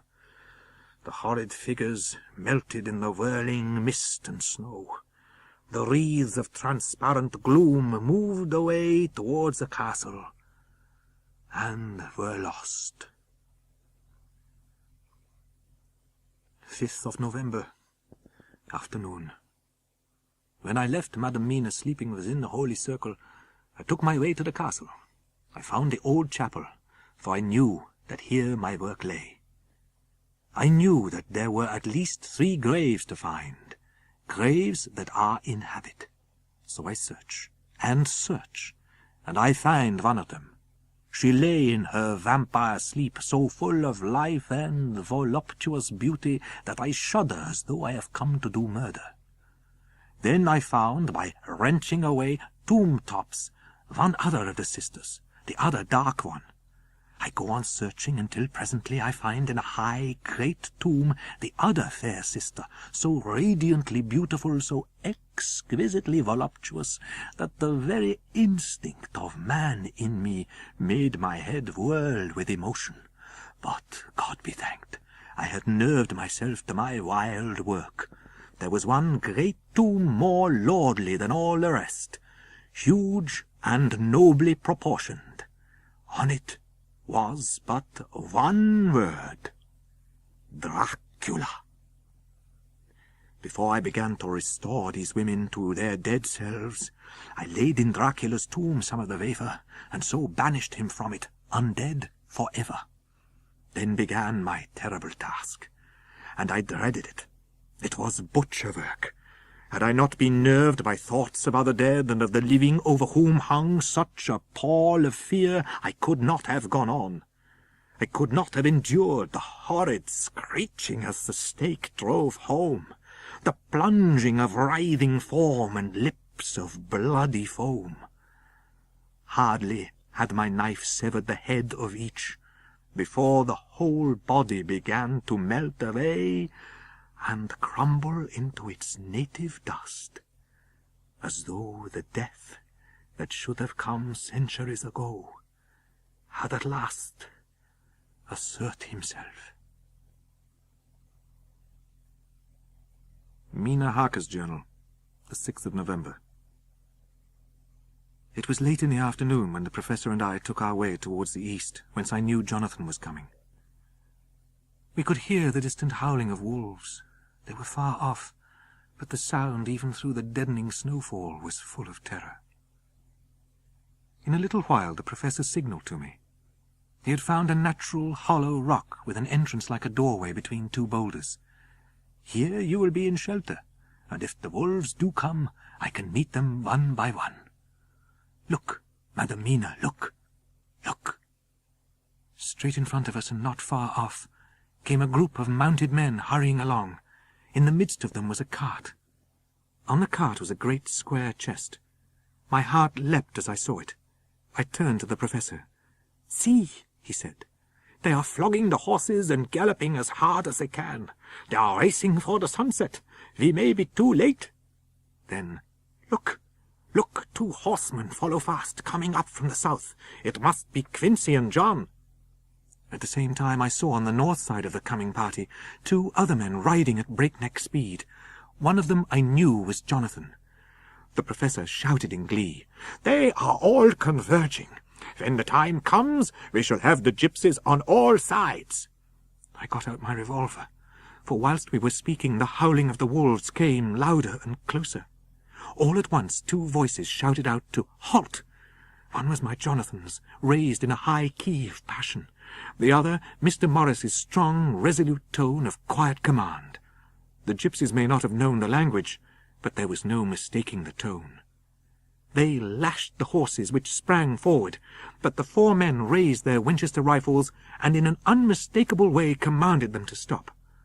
At the same moment, Dr. Van Helsing and I rose behind the rock and pointed our weapons at them. Seeing that they were surrounded, the men tightened their reins and drew up. Every man of the gypsy party drew what weapon he carried, knife or pistol, and held himself in readiness to attack. I could see Jonathan on one side of the ring of men, and Quincy on the other, forcing a way to the cart. Jonathan's singleness of purpose seemed to overawe those in front of him. Instinctively they cowered aside and let him pass. In an instant he had jumped upon the cart. In the meantime, Mr. Morris had had to use force to pass through his side of the ring. I had seen him pressing desperately forward, seen the knives of the gypsies flash as they cut at him. He parried with his great bowie knife, but with his left hand he was clutching at his side, and blood was spurting through his fingers. Under the efforts of both men, the lid of the chest began to yield. The nails drew with a quick screeching sound, and the top of the box was thrown back. The gypsies, seeing themselves covered by the Winchesters, made no further resistance. I saw the Count lying within the box upon the earth. He was deathly pale, just like a waxen image, and the red eyes glared with the horrible vindictive look which I knew too well. As I looked, the eyes saw the sinking sun, and the look of hate in them turned to triumph. But on the instant came the sweep and flash of Jonathan's great knife. I shrieked as I saw it shear through the throat, whilst at the same moment Mr. Morris's bowie knife plunged in the heart. Before our very eyes, and almost in the drawing of a breath, the whole body crumbled into dust and passed from our sight. The gypsies turned without a word, and rode away as if for their lives. The wolves, which had withdrawn to a safe distance, followed in their wake. Mr. Morris had sunk to the ground. Blood still gushed through his fingers. With a sigh, he took my hand. He must have seen the anguish of my heart in my face, for he smiled at me and said, "Oh, God, it was worth this to die. Look, look. God be thanked that all has not been in vain. See, the snow is not more stainless than her forehead. The curse has passed away."